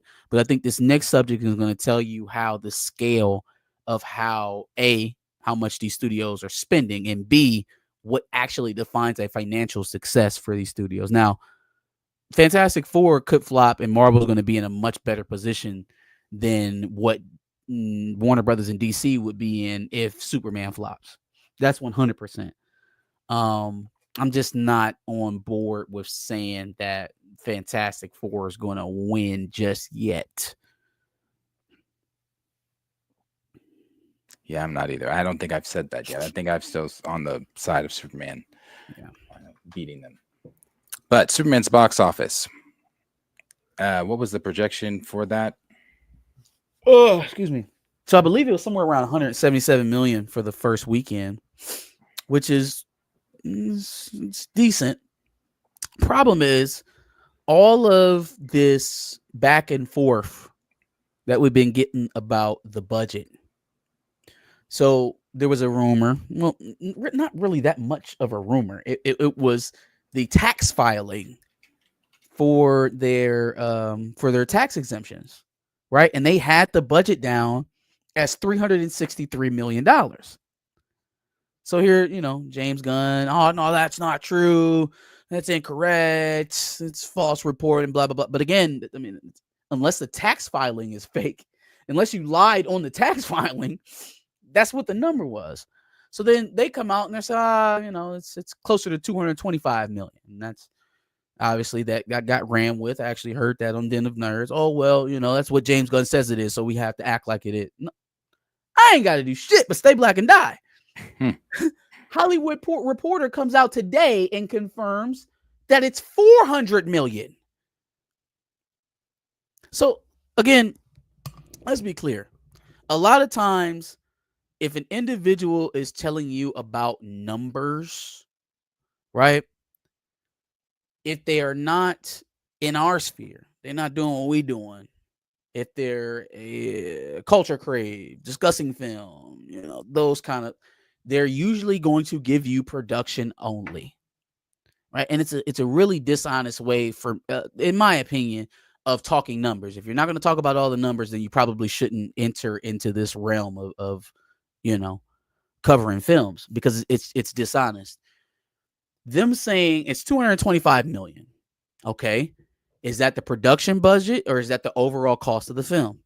Because the production budget does not include how much it's going to cost you to market the film, the trailer making, getting it, all of the ad spots, the big ad spots that this movie premieres on. This movie was the first trailer came out during what sporting event? What was that? That was the Super Bowl, was it not? It was either the Super Bowl or All-Star Weekend. It was something around that time, right? That cost All-Star Weekend, yeah. millions of dollars to have that trailer premiere on during the NBA Finals. Shaquille O'Neal was sponsored in a ad buy for Superman. Do you think he did that for free? You think that because he got a Superman tattoo, he just did it for his homie James Gunn? Did it for free? Absolutely not. Absolutely not. All of that stuff adds up. So now let's be generous. Let's say that they cost them a smooth 100 million to market this film. Aren't we somewhere in that range of what they were saying the original budget was? They said 363.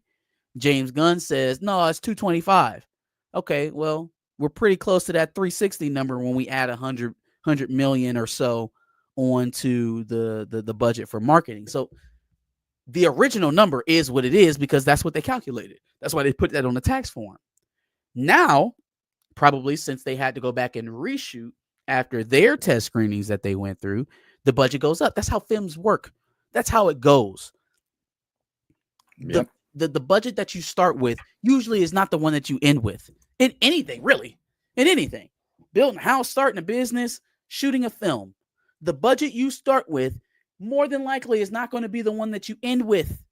So this fallacy of these production only numbers that they're throwing out there, and then not even really explaining to the audience how you get the profitability on the production side alone. They're like, oh, well, it made $225 million. Guess we're profitable. No, Smalls. You're not even talking about the cost that it costs you to put this movie into the theaters. That's not marketing. That's not production. It cost the studios money to put these films into auditoriums. There's so much cost baked into making these movies. You see $1 million, big multi-million dollar productions and think, oh, well, as long as they hit that number, then they've made money. Folks, I'm telling you, that movie has to go 2.5 times over to hit profitability. So if we're looking at a legit they already got the numbers up there. Okay, sorry. But yeah, if we're looking at a $400 million budget for Superman, it's got $1 billion too. It's got to make $1 billion too. Yeah, that's crazy. Does anybody willing to bet? Come on, bet a bill right now that Superman's going to hit $1 billion too. Would be the big surprise. I don't think that. I don't think it's making $1 billion too. At all. So again, back to this conversation between Fantastic Four and Superman. Dog, hell if I know. But what I do know is that Fantastic Four ain't hitting the Billy. No. And Superman for sure ain't hitting $1 billion too. So I don't know. I don't know. Yeah, no, I don't know. A Billy 2. That's It's a lot for That's a lot. profitability, y'all. Not as a that's what they consider a win. That's their ideal target. to be profitable. That is what they need just to make sure that they cover all their cost of making it. That is a shit. Yeah, no, they're not doing that. Yeah, good point, Gray. Sandwiched in between Jurassic Park, Jurassic World, and Fantastic Four. It's I don't know where that audience is even going to come from. They said James Gunn's future as head of DC Studios is now in doubt. They've been saying that though. I told y'all that. And y'all, I told y'all that if Superman don't hit, that is going to be an issue for James Gunn. The entire preface of his relationship there at Warner and DC and his relationship with Zaslav is predicated on, can you make DC profitable? I merged this company together with Discovery for DC. Can you give me a DC universe like the MCU? Yes or no? And Superman is supposed to be the proof. It sure as hell wasn't Flash. For fuck sure it wasn't Blue Beetle or Shazam. Or Wonder Woman. I don't even think he was there for Wonder Woman 83. Yeah. Just And they're talking about moving Supergirl up to that Avengers Doomsday date. They need to. I think they believe in Supergirl. I think they think it's a strong project. If they believe in it, they need to get it out, especially while Marvel is running around chasing their tail. What was it that was going around? I didn't find anything about it. I didn't see any articles or anything like that, but James Gunn's apparent 6-year plan. Yeah, apparently there's a 6-year arc that he has planned for the DCU. It's again, it's like Kevin Feige's 10-year X-Men plan. Fam, it means nothing if you can't get past these next films. It means absolutely nothing. You may not even have a job. I don't want to hear about your 6-year plan. Make Superman. Let's see how Superman goes and go from there. Like I said, there has never been a movie month that I'm more interested in than in July. Oh, July is going to tell a lot, man. July is going to tell a lot. Yeah, I'm very interested in July. July is going to be very, very, very interesting. Very interesting. I do hate that Fantastic Four is further away. I don't know why I got, got their dates mixed up with Superman as well. I thought Fantastic Four was the meat of the sandwich. It's Superman. Yeah. They debuted the baby, Franklin. I believe he is CGI the entire time because he's going to be getting aged up and all that. So I think the baby is like Twilight. Or is that terrible CGI? But I don't think it's going to be terrible CGI. I don't know. They just showed it. They gave a very quick glimpse of him in that new tickets are on sale teaser. Who has a better chance of drawing the audience in due to the spectacle? Is it going to be Fantastic Four with Franklin or something or another Galactus? Or is it Superman and, Man, that's tough. That is tough. Wonder Crew, The only it's tough simply because the name Superman, that's why it's tough. It's just like, I think it's going to give you spectacle. I think just from, the trailer itself is more spectacle than the Fantastic Four trailers. The Fantastic Four trailers, not been a lot of action in those at all. I'm very thrown off by both of these trailers kind of shying away on the dialogue. I think the latest Fantastic Four trailer that they had going out had the most speaking out of both productions so far. But I know what's going on the Superman side. They're trying to hide the fact that they made a jokey joke Superman movie. They're dead. Oh, did you not see the newest clip that they released of Lois talking to almost every bit of footage that we've gotten so far from this movie had a baked in joke? How do y'all think it's going to come together? How do y'all think it's going to come all together? This is a jokey joke Superman film, and they're still trying to hide it. So that's what's giving me trepidation about them. But on the Marvel side, that's your home. That's where y'all like to be, is when you talk, explain our feelings, explain our history, talk. That's what y'all like to do. So the fact that there's not a lot of dialogue in the Fantastic Four trailers is very confusing to me, which also feels like they're trying to hide something. We've heard rumors of them kind of going forward with Sue Storm maybe being the team leader, or her at least handling some of the major conflicts in this movie coming up. I don't even think Her that's a and rumor. I think that is. Ball. I think that is. I think that's it. I think she is taking more of the lead position. I, in a rarity, watched a new Rockstars video that they did on the Fantastic Four, and I forgot what it was. No, it wasn't Fantastic Four. It was over the current filming and stuff going on with the actors for Doomsday and it being delayed and blah blah blah.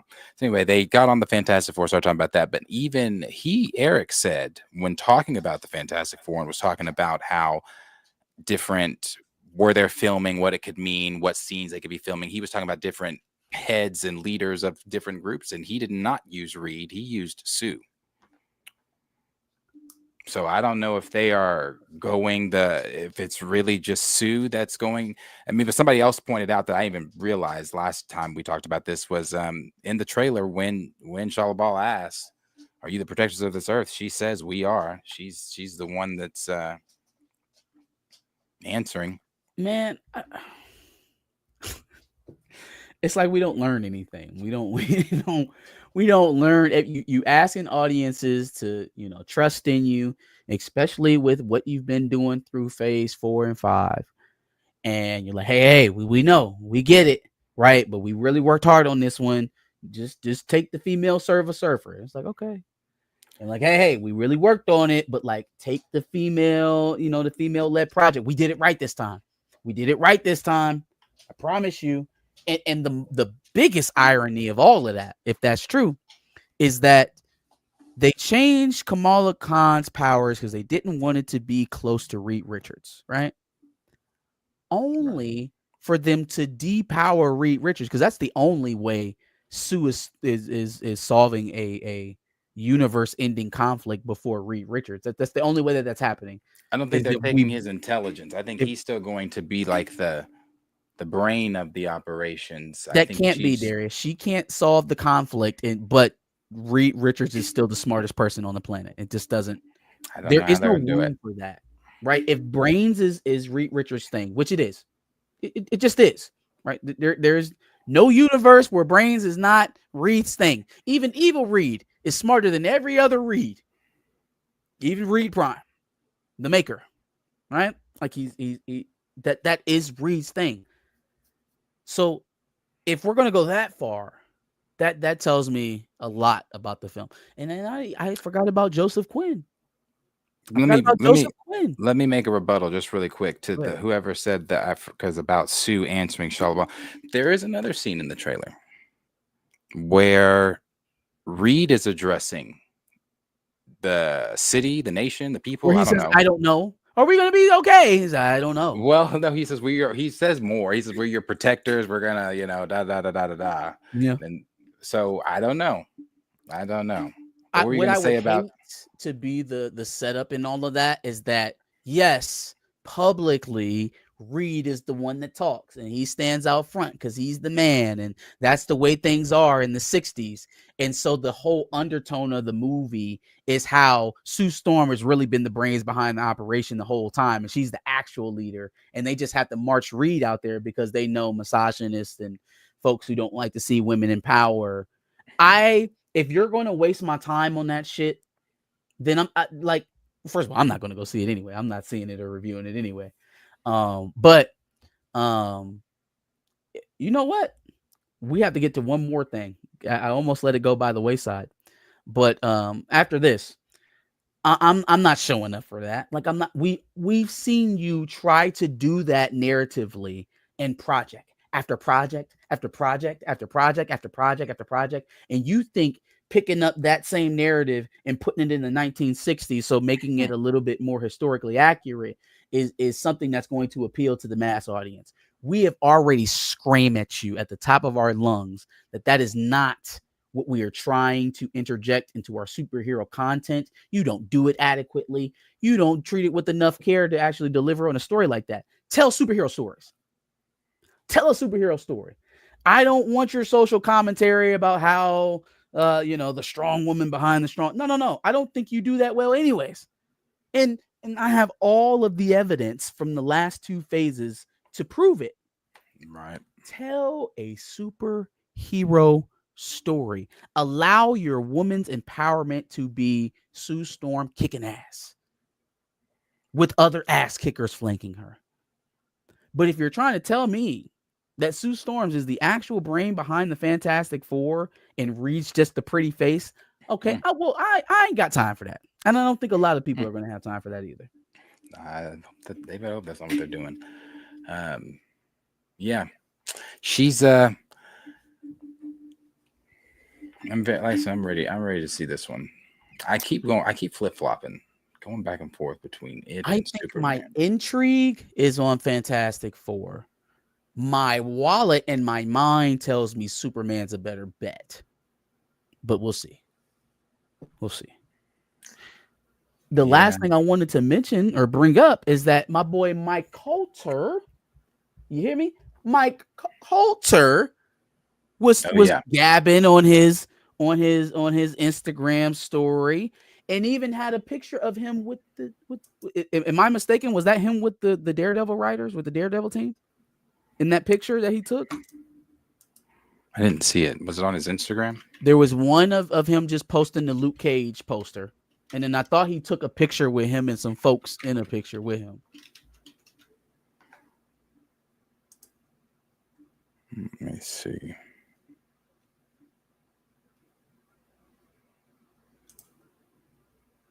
This was on his Instagram?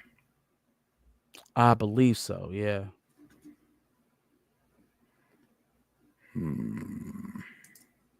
Damn, Brother Stark, I didn't even notice that her name showed up before Pedro Pascal in those chairs.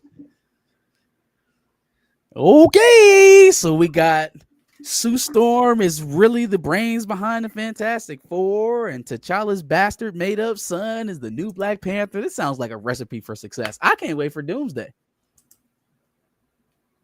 Oh, this one here. You got it? Looks like this is a video.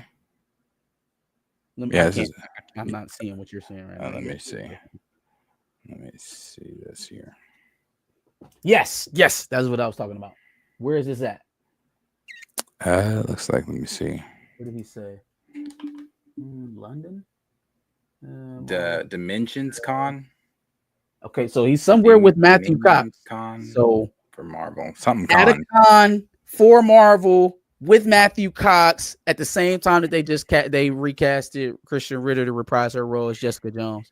He'll probably be in season 2. I think Mike Coulter is making a return to Daredevil Born Again season 2, and that will be the first time that we review a Marvel property since Secret Invasion. I think they are bringing him back because I don't remember what scooper it was. It might have been Alex at the Cosmic Circus that said season 2 was going to have the Defenders. So they were strongly hinting towards Jessica Jones. They hadn't confirmed. It seemed like Mike Coulter and they were talking about the special presentation with Punisher, and then also that Foggy was, spoiler alert, that he may or may not be coming back. But so if we doing all of that, how could we not bring back Luke Cage? If you don't want to bring back Iron Fist, I completely understand, but Luke Cage at least. Luke Cage at least. So that will be the first back of the bus reviewed Marvel project since Secret Invasion in 2022. I think that was 2022. Jesus, that show. Yeah, I think they're all coming back. Maybe not the Iron Fist. I know he's still begging. I only required you to have a Black mainstay character in a position of prominence. I'm back. I'm in. Let's talk some Luke Cage. Luke Let's Cage on talk the some Luke horizon. Cage. Luke Cage on the horizon. What the hell? What the hell, Leon? I heard that your boy smoked it. Did they actually finish it out, or did that 12-point lead blown in the fourth quarter actually lose them the game? Indiana completed the comeback. The pro God wrestling damn fan it! Tyrese Someone Halliburton stop Tyrese Halliburton! can't. Stop You him! know, He can only hope to I contain. was listening to there's a sports station here, Sports Animal. They were talking about the Thunder game and all that kind of stuff, blah blah blah. And they were just, you know, when you've never won a championship, you don't really know how to act. You know, the conversation around it and things like that, blah blah blah blah blah. Same thing with OKC fans. They do this often. I mean, not they haven't been here since 2012, but they do this often. When the Thunder, let's go back to when we played the Thunder, and they were all so high and mighty about, oh, that look at you know, we're better than the Warriors and this blah blah blah. And then we saw what we ended up doing to them. But they did the same thing around that time. It's a lot of, and you should be high. You should be high on that praise and talking about your team. But the dude said today that they have the makings of being a dynasty, of repeating this for many, many, many years to come. I don't think so, personally. And I'm gonna be honest with you. And you say what you want to say or whatever. Had Steph not been hurt, we would have been playing them instead of Minnesota, and I don't believe they would have gotten past us.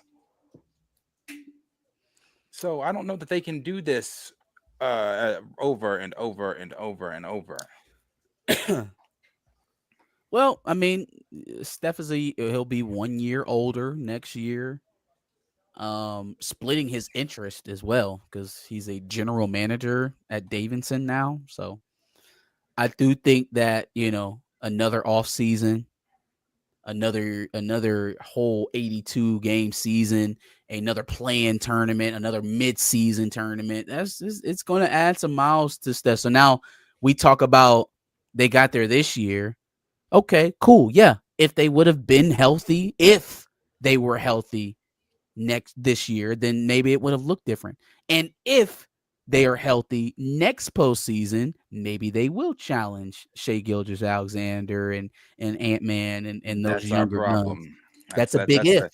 That's the No, problem it is a for Steph, problem though. because Steph for the last several years stay we've had healthy. injury concerns with Steph, and he's not getting any younger. And it's not like he's going to be putting a whole bunch of extra time into his body this summer because, again, he has a job at Davidson. But see, this goes all the way back. This goes all the way back to the pool party. Had you not gotten rid of motherfucking Jordan Poole, you would have had a backup point guard that could have come in there, and let's not you looking to the left and right and down, acting like the pool party wasn't a sensation that we was all jamming at. Jordan Poole, who I love, Michigan great, right?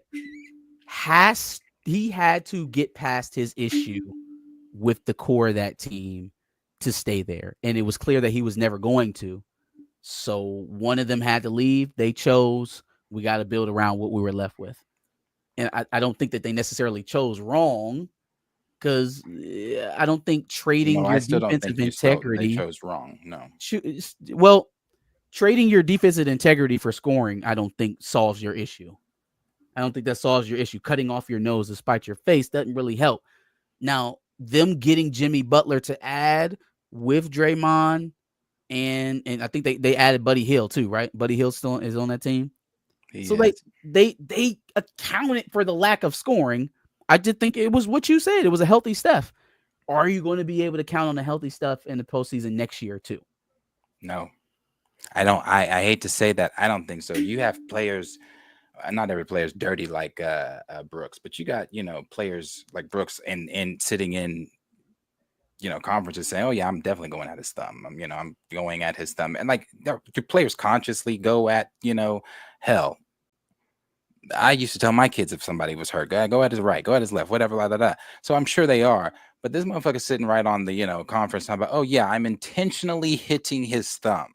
So yeah, when you got shit like that going on, I mean, yeah, it's tough. It's a young man's game, man. It's a young man's game. Steph knew he was going to be here one day. He's the He's the wounded old veteran. How long does he stay in the pack? Johnny asking me about pods. Hell no. We got one more super. If we're looking in the comments. Yeah, let me go to that. Get money, don't make no money. If I ever go broke, I'ma take your money. I ain't never drop a dime.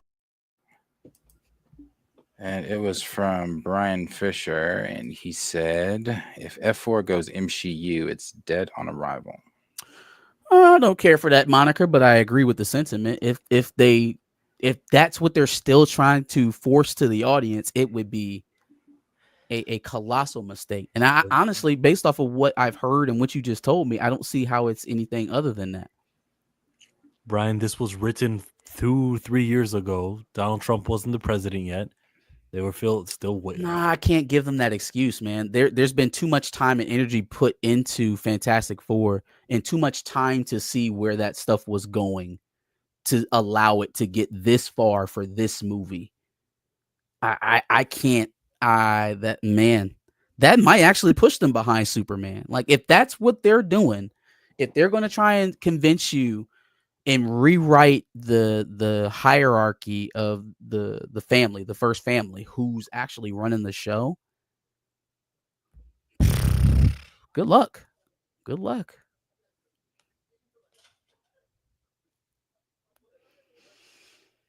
Good luck. I was trying to get us to exactly 2 hours, and we're a few minutes shy. Say something, Chill. Did we touch on all of it? We touched on every. I think I even dropped back into the bag to give the Mike Coulter news, and we're still shy about a minute. Yes. Minutes and Okay. 35 seconds. I'm all for the Superman box office being high. I can see it hitting 150, 160. No, 150. I can see that. Overall, if it touches Jurassic World, it'll be because Jurassic World didn't satisfy the fans, not because of Superman does so well. You're talking about opening weekend. You can see it hitting 150 million. Is that what you're saying? Yes, that's what I meant by 150 million. Were you guys talking about the projections of Superman? So yeah, I think it was somewhere in between 150 and 177 was its first week projection. But 177 is madness, and I don't know if that can happen. But haven't seen the promotion yet. Let's say it hit 177. If they spent 400 million on the movie, that's nothing. What's expected? That is nothing. If they spent 400 million on the movie, God, that's according to Culture Crave, right? Oh no. According to Hollywood Reporter, now they're saying it's 400 million. So that thing's got to hit $1 billion too. Can I say though that around 300? They also make money off of licensing, and with the Superman movie, you can license lots of things that have the name Superman on it, which could offset that. We don't have to look just at theatrical. But that will be. They'll have to put those numbers in a whole quarter later. Like they won't be able to claim that as a success for a long time. But there's more usage of the Superman movie than just a theatrical revenue. They could. I found it. I think I found it. Sorry, I heard something. Oh yeah, sorry. That's my fault. I guess they dropped a new ad for Superman. So what you're talking like crazy. About? Let me get my point out. That the theatrical revenue is fine. That's a stream of income. This is also launching a film universe. So I get why you would go all out.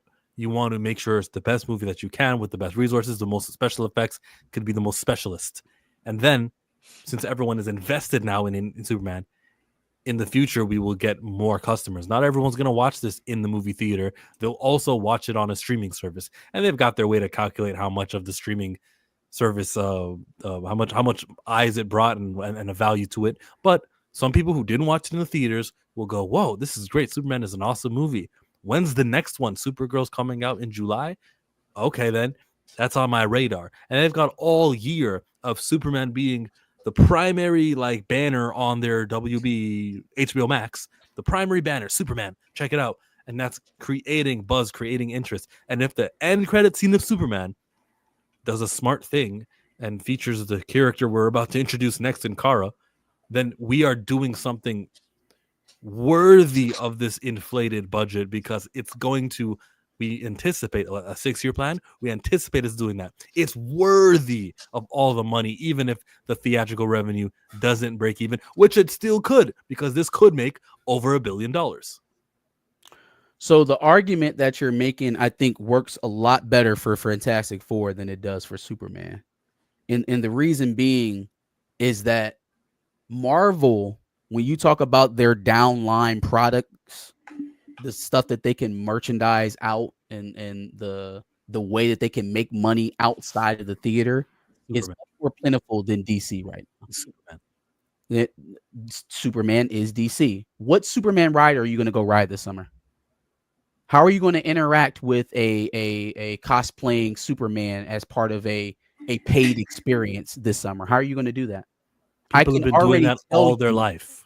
I can already tell you how Marvel plans to capitalize on Fantastic Four outside of the theatrical in parks, right? Like that is the most plentiful revenue source to try and rake back in off of a theatrical experience that DC just doesn't have. Like, yeah, there are the t-shirts and the lunch boxes, but that stuff's only going to sell if the movie is good. People are going to Disney World regardless, and they're going to pay any amount of money that they can to get back in there. If you're wrong, though. You're wrong that it'll only sell if the movie is good.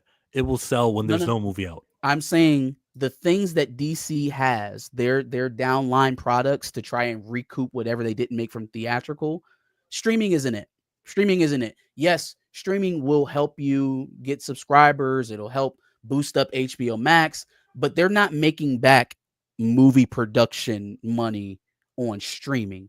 The products that they sell based off of the new Superman movie, absolutely. That'll trickle back in. But the streaming revenue it's not a direct line back to the theatrical experience. But they tell themselves that, so I'm giving them that. Well, sure. Tell themselves but it's a lie. It's a literal lie. Like we can track the money and show you how it doesn't go back to the theatrical experience. What I'm saying is that if Superman flops, DC as a studio is in a much worse position than Marvel would be in if Fantastic Four flops.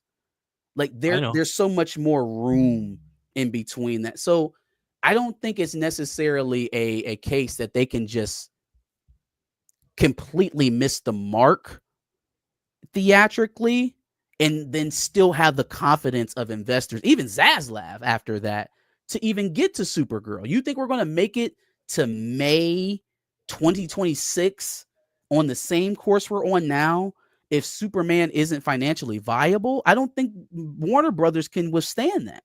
They just don't simply have the cash flow coming in that Disney does. So it puts them in a more precarious spot. I think your argument works a lot better for a company that can simply shift those losses on a whole nother industry, like resorts. Warner Brothers need parks. Why doesn't Warner Brothers have a theme park? Like, why are we here in 2025?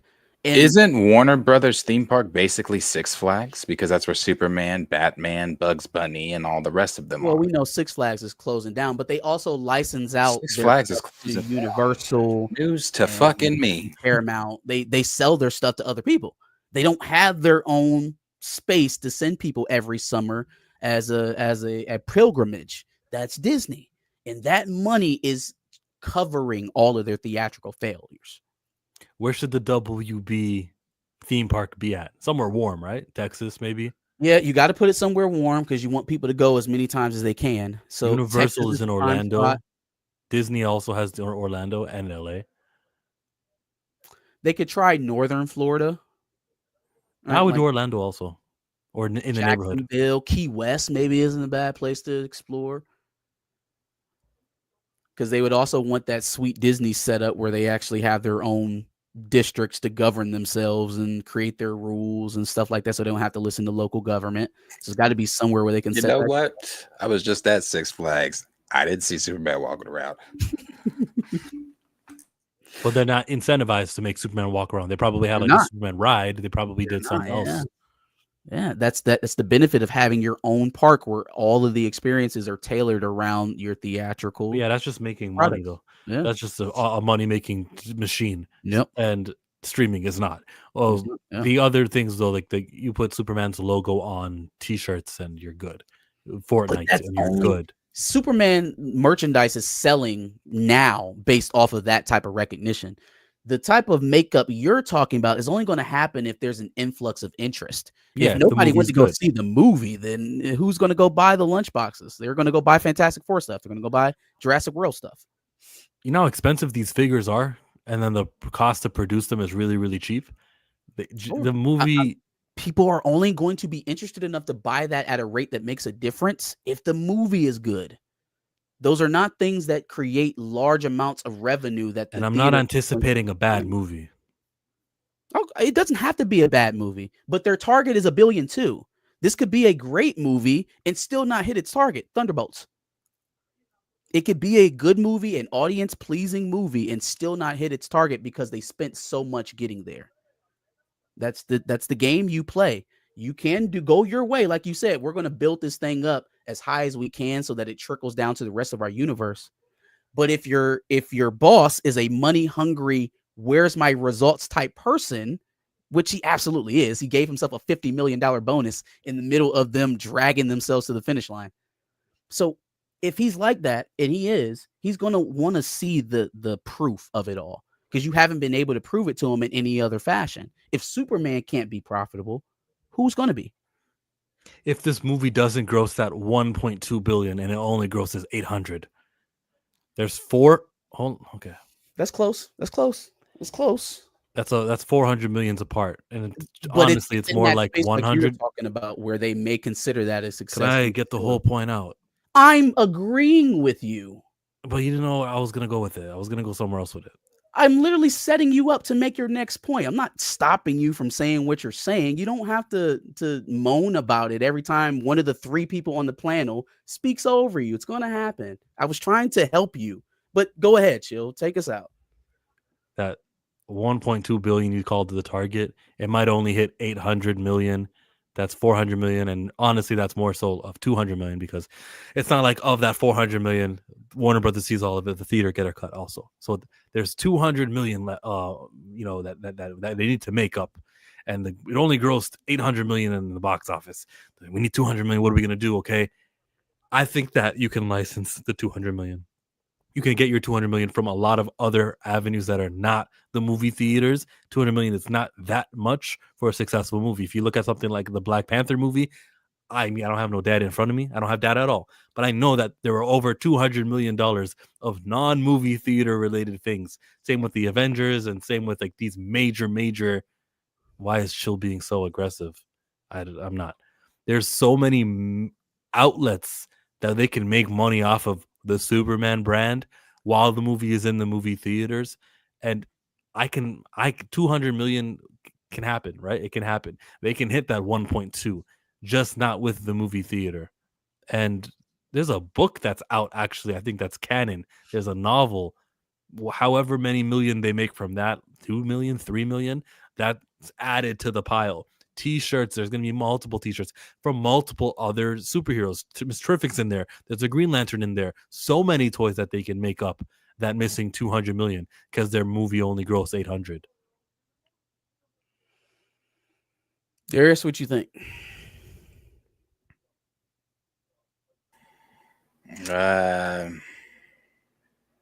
I don't know that I agree. I don't know that Superman, outside of the what they're doing currently with the promotion stuff, like as far as merchandise and toys and things like that, over Fantastic Four, I don't think so. When it comes to merchandise and things like that, this is already an invested universe. People are already invested in this. Yes, they might be falling off and things like that, but people are still going to go out and get merchandise and things for the Fantastic Four. Prime example, they just re-released the Black series. That's Star Wars. The Marvel Legends Fantastic Four set group. They come individually, but they just re-released that wave. Gone.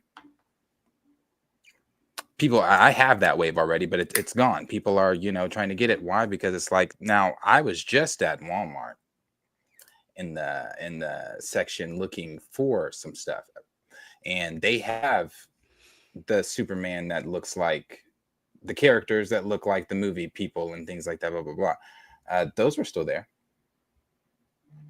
That doesn't mean it's not an indication on anything. I'm just saying, I think as far as the promotion outside of the theater goes for Fantastic Four, I think Marvel is doing a much better job hitting it a nail on the head. If the product doesn't move, look, we order comic books. Sometimes a comic book sells out, and many ignorant people will say, this is great news, it's sold out. If these Fantastic Four toys that you're talking about sold out, I'm going to have to ask how many were produced in the first place. Did they look at Thunderbolts and Brave New World and all the other underperformers, Shang-Chi, Eternals, ever since Endgame, and did that store where it's sold out, Darius, did that store go, I'm not going to order too many? And look, it's sold out, but you didn't order as much as you should be ordering. The sellout thing is not something I'll be fooled by. Well, that and store is Walmart. It's Walmart exclusives, so that's on their website. You cannot get those in stores. When it comes to certain Walmart exclusives for Marvel Legends, they will put them explicitly on the website, and you either get it off the website or you don't. I don't know how many were put on the website, but I know they're gone. That's what I'm saying, though. That is the crux. I don't know how many were put on the website. Maybe they only had 1 million to sell, but if this was 2019, they would have had 3 million to sell. I don't know that. Let's assume this is sound. So if they're doing that, they're basing it off of the performance of the market leading up into that purchase, right? Would that be any different for the merchandise for Warner Brothers? What would signal them to purchase more Superman stuff? So it's kind of because it's Superman. Industry is kind of connected in that way right now, that all of them are seeing that same sort of decline based off a reputation. I don't think you can do that. I don't think you can say because it's Superman. No, I'm back with what Marcus was saying towards the ending of it. Yeah, the rising tide raises all ships, but it's a low tide. So even the Supermans would be low also. Yeah. Yep. So I see it, right? It could be anecdotal, and he could have just ordered a smaller amount of Fantastic Four merch because of how Marvel was doing, and that's why it sold out. But if that's the case, they're definitely doing that same thing on Superman as well. So then there's going to be a second wave, though, of toys, 3 months later, but there'll be a second wave of Superman memorabilia to get, and people will be like, yeah, I loved the movie, and I'll go order it. So you may not get all your money right now with the theatrical run. You have up until Supergirl, I think, where you're just going to be counting the money and counting the toys. And, Hasbro wants in on this? Cool. Well, not only that, Marvel also did the movie experience. They released the Galactus Buckethead and how it's the biggest Buckethead, that's ever been made and things like that. I think AMC is having their employees dress up as Superman characters. I don't know if they're going to be like... You ain't going to see them. Yeah. You ain't going to see them. Dress up all they want. You'll never see them. Full Superman suits or whatever. But, I think that popcorn bucket promotion thing is pretty cool. I definitely want one. I've never really gone for the popcorn buckets, but that one looks pretty cool. I like to get the cups. The buckets are just a way of giving you less popcorn. Like I'm not into the popcorn buckets. See, this is what you got to do. I've already explained this. I keep my bucket. So the bucket I just had for Lilo and Stitch, I will be taking it back as my free refill. You get a cheaper refill, but you get less popcorn in the promotional. That's why you take your bucket in there with you. You have your promotional bucket. You have your bucket of popcorn. You buy an actual new bucket of popcorn and just fill your bucket up. So this time what I'm doing, because I'm taking my promotional bucket, and I know, like you said, it's not going to be as deep as the other bucket. So I'm going to have them refill my bucket. My plastic bucket, because the AMC, the head comes from AMC. Pause. The the Galactus popcorn bucket comes from AMC. Right. So I don't go to AMC, I go to Warren's. I'm gonna go buy it from AMC, but I'm taking my bucket from Lilo and Stitch into AMC as my free refill. I'm gonna take that free refill and dump it into the refill. Yeah, I usually take my refill home, but I got you. That makes sense. Yeah. Pull up to that with already a popcorn bucket. yeah. Definitely. No, I mess with the promotional cups though. I've got a lot of them. I got Wicked, Snow White, Fast and Furious. I got a lot of stuff up in my. I like that tactic of milking your audience. There's certain people who will pay for that, and it won't matter to them if it costs $15 for a bucket or $70. How much shit is gonna it? cost you $30 anyways? You might as well get a souvenir from it. Is it actually 30? Really? So my number one combo in Columbus costs anywhere from like $22 to $26, and that's just a large popcorn, large drink. Yeah, it's 23 for the large popcorn, large drink. How much this Galactus one is, I'm really not sure. But whatever the price is, since you're not like making everyone have to pay for it, you're really just making the diehards pay for it. Fine, Right. let those people, let the Dariuses like pay if for you something. want it, Go make it. your money, AMC. Go after it. Yeah. Yeah, this is they're doing all this stuff. So that's pretty cool. Yeah. Yeah, I just want the bucket. I don't care about any of this. Yeah, see, like the top cups, the ones, to the right. Though, oh no, that's not a cup. What is that? You don't want a cup. You don't want to slurp on the cup. Yeah, pause. Just head. You. I think it's about that time, fellas. Yeah, I just yeah. I think it's about that time. Yeah. Okay. Well, thank you for coming to another Pantheon. I'll make sure to watch all the parts that I missed. Yeah, thank you guys for watching us through game one. Who's watching the NBA anyways? Who cares? Pantheon's on. Yeah. The game was here, wasn't it? It was here. Yeah. Damn. So I know he upset now. You don't even know what's going on in your city. I know. Downtown is right there. I can, because I live in the city and I can step outside and you can hear the silence. No, you know what's funny? They just built this like high-end experience because they're trying to, build all this shit down which they've done a really good job building up downtown now, but they're trying to do more on like the river walk side of it and blah blah blah. Anyway, they just built this high-end like resort. It's called like Okana.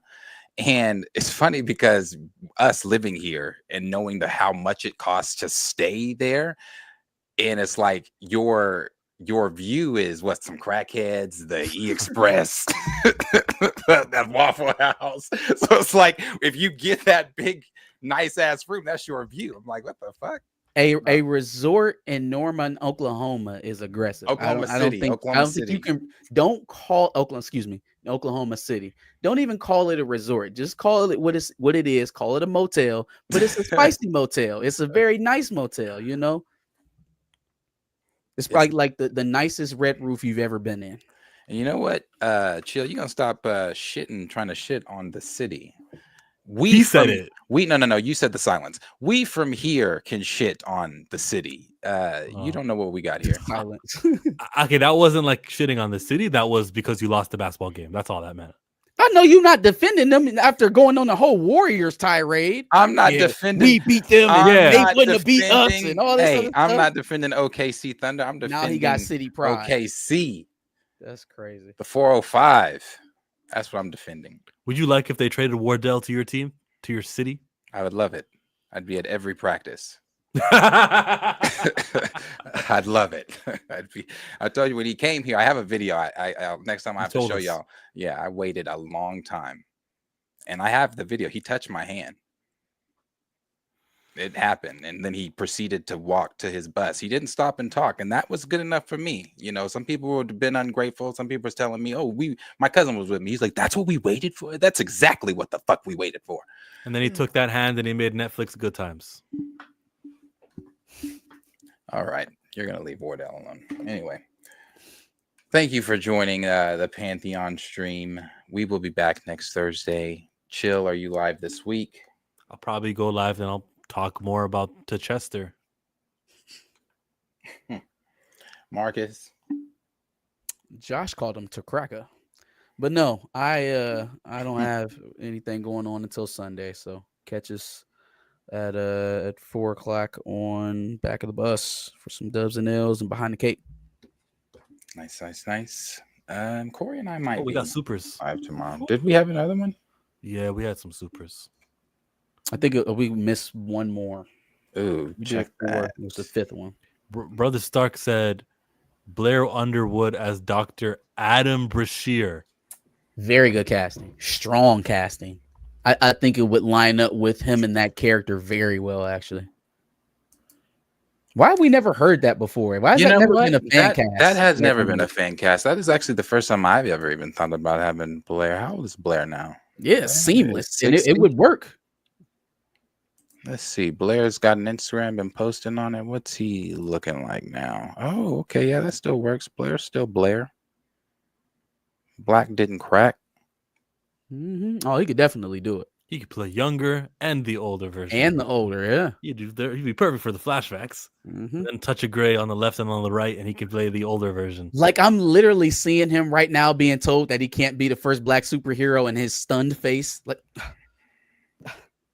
how could you? What is the meaning of this? John, you're the leader of the civil rights movement. Nah, I can't be a black superhero. I like that. Hey, good It's job. usually Michael Jai White and Denzel, which it could still be Denzel. We don't know. We don't know what part he's written for him. Who said that? You got me and your no, not Brother Denzel. Stark. That was a good job. Good job. Good casting. Yeah. That is. There's another one. I think it was from Brian Fisher. To Cheshire. To Caucasian. To Kreka. To Cracker is the best. To Chad. Give that one to Josh. That was too close to Chadwick Boseman. To Clan. To Clan. Yeah. All right, bro. I'm going with to Chester. You guys say whatever you want to say, though. Not to Chester is good. It's good. Yeah, this one from Brian Fisher. That was the last one. Yo, saw Token Fighting Souls game. Looks awesome. I'm not a gamer. I've seen it. I'm actually currently replaying the God of War because I just got my PS5. Which one? I'm replaying the third one right now. Then I'm going to, because I've only watched the cinematics of God of War 4. I haven't played, so this will be me playing.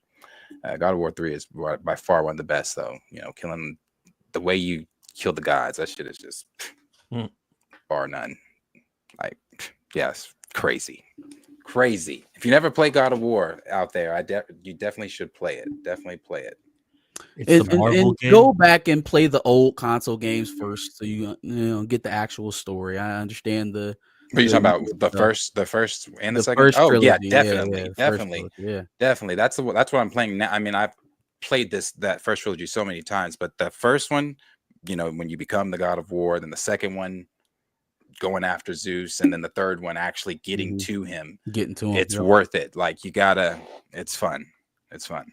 Don't waste your time on Chains of Olympus. Don't get a PSP to play that game. No, that Just was keep not, going. I fell in that trap. That was not it. Yeah. But yeah, definitely play it. I would say best fight was Ares. I like the Ares fight more than Hercules fight, but that was like you're talking about killing. In the original one. The third one though, just the different way you kill him, like the way you kill Poseidon, the way when you rip Helios's head off. That shit is just like Kratos is that he is black. He's that nigga. So love Kratos. Man rode the back of Gaia all the way to Olympus. Was pulling her hair, making her climb.